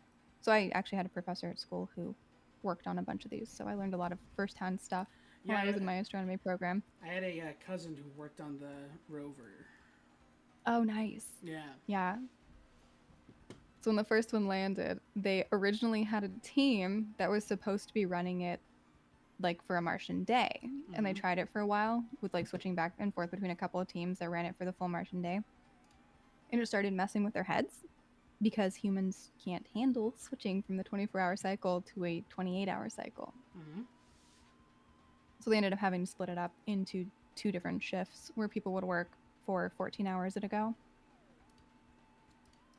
But yeah, as much as I wish we could have 28-hour days, I am aware that the human mind cannot handle it. I mean, maybe after a while, but yeah, no. You know, it was NASA. I think they tried everything they could. They usually do. Hmm. That's the thing that people, unfortunately, science fiction will always stay science fiction because we are actually specifically created for this planet.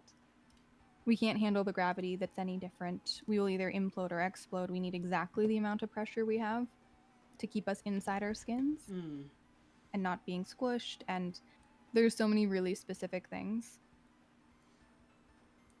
We need exactly the amount of light we're getting from our sun to be able to see. We need exactly the radiation we're getting. We need exactly the air pressure and all of those things. And we actually cannot function without them. You know what? Good. Honestly, Unfortunately. you're not catching me going anywhere. I'm not. Oh, yeah. Miss me with that. When I was a kid, I really loved all the sci-fi stuff, but then after actually studying the stuff, one of the classes I had in university was actually like science and science fiction, like the differences between the two. Mm-hmm. I think I had two totally different ones. One was also Mars and science fiction, and then science and science fiction. And both of them went over like the realities of all of them. Mm. And one of the closest to reality sci-fis is actually which is the one oh no, I Warhammer forgot. 40K. H.G. Wells. No, because they'd all die too. Yeah. That was H.G. 10,000 Wells. Leagues Under the Sea. Is that it? No, the one where the aliens invade and then die from Uh, a molecule. War of the Worlds. yeah. Mm. Because the aliens are not taken out by weapons or anything, they're taken out by a particle they don't have. Mm. And that's the reality. Like, we travel to another world, any tiny little thing will kill us all. We're specifically calibrated for this planet. It's where we evolved. Now, could we eventually evolve to handle other things? Yeah. But it would suck to be the first few generations. Also, with potentially like genetic engineering, maybe. But for the most part, we're kind of earthbound. Or like a spaceship they specifically calibrated to be just like Earth. Yeah. Those were really fun classes. I never remember took one of any my fun friends. classes in college. No fun classes at all? No. It was community sad. college, so like, whatever. Okay. It's basically just high school again. That is fair. I know one of my friends at their university, they actually had like the science of Star Trek as one of their classes. Mm. Yeah, not my school, but a friend's school. I think there's a couple schools that do that one. I think there's also one that's the science of Star Wars. That's always a fascinating one. I imagine there'll be a quick class though. Yeah. Considering. Well, I mean, they half do of use the- hyperspace and stuff. I guess, but like half of the stuff is based on magic. Yeah, Star Wars is not a sci-fi. It's a fantasy. It's space fantasy. I guess you could technically talk about like what it would take to actually make a lightsaber. Also, the class, I never took it or know anyone who did take it, but I feel like half of it could also be like why this wouldn't work. Yeah. Here's why the science is bad. Butterfly.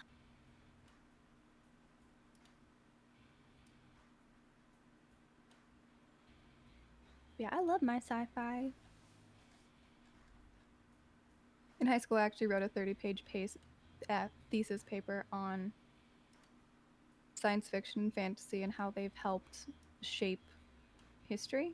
Mm. Yeah, really fun. Like, flip phones Yeah. and iPads.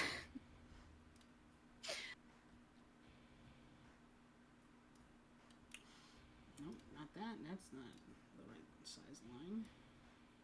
Do you want one that has lines on it? Because I do actually have one with lines. No, it's fine. Okay. Where we're going, we don't need lines. Okay. Yeah. I think I found all of the ones in this place?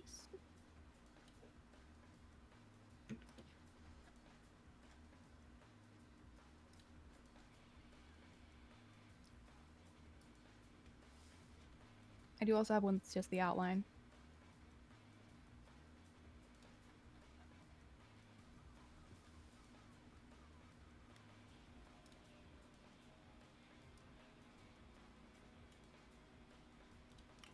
Since you are working on the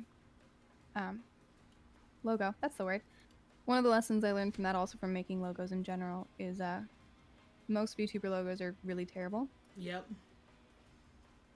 because you need something that works in black and white, also that works as just an outline. And 90% of the time, even with the big Hololive ones, you cannot tell whose it is. If you take away the actual words, there's not enough to actually represent them. Yeah. It's more like titles than logos. They're supposed to be logos. That's what people call them. Yeah. And they intend for them to be. There are some really amazing ones. There are people who did them right. Absolutely.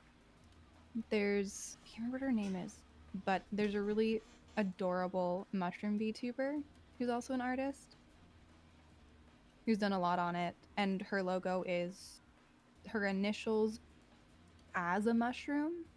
Okay.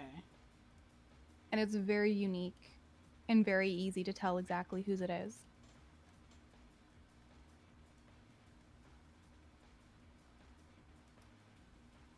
But yeah, most people don't have the greatest logo designs.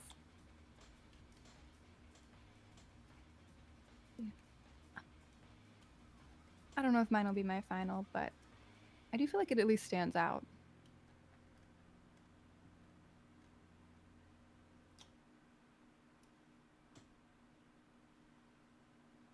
Yeah. Mine's definitely not my final. In fact, I think it's my first. Gotta start somewhere, right? Yeah. I guess you do. And I also feel like until you've got your final branding, it's gonna change, right? Yeah, I would imagine so. So you'd have to be certain that you're on the model concept at least that you're gonna stick with, and the color palette you're gonna stick with, and the general concept and design. I'm positive Otherwise, I'm keeping this color palette that I have. Like green and purple okay, that's is good. my steez, but yeah, I do see what you're saying.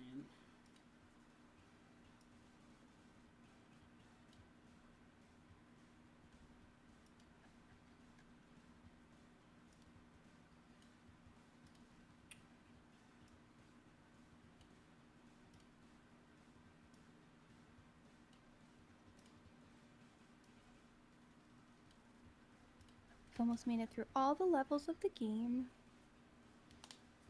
while we chatted. Kind of sporadically, all over the place. But that's okay. Yeah. I was Oh, hunting son of a color bitch. butterflies. I'm angry. God damn it. What are you trying to do? I was trying to make an outline of this so that I could, like... Because I have every version that you might want, without the background, with the background, just the lines, without any lines. And I can send something over to you. It is on my iPad, which is currently running my model, so I have to wait until we're done. But I can send any of those over to you. Maybe. I think I saved it. Right. Thankfully, you didn't have any just like pure black in the logo, so I could just select the outline I did. Yeah, there shouldn't be any pure black in there. It's just a scroll.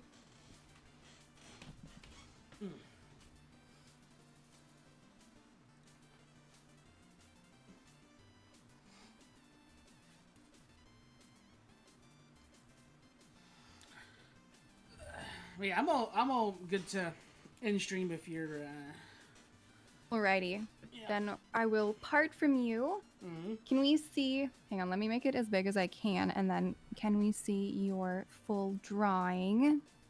Where's the Discord? There's Discord. This is what we got, guys. It's so Mhm. pretty. Yeah. Looks fantastic. Very well done. Mm-hmm. Thank you. Yeah, this was super fun. Yeah, it was. Thank you for stopping by. Yeah, thank you for having me. I think it is a great thing, and I think that you will go far with this. Yeah, I hope so. Yeah, as long as you're having fun, it's all good. Yeah. Okay, I'm gonna go ahead and head out. I'm gonna chat with my chat for a little bit, Okay. and I will talk to you later. Sounds Let me know if great. you need me to send over anything. You got it. Alrighty. Peace out. See ya. Thanks so much. All right, that was the stream, guys. Thank you for stopping by. Thank you to my two lovely new followers that I just got. And yeah, peace out.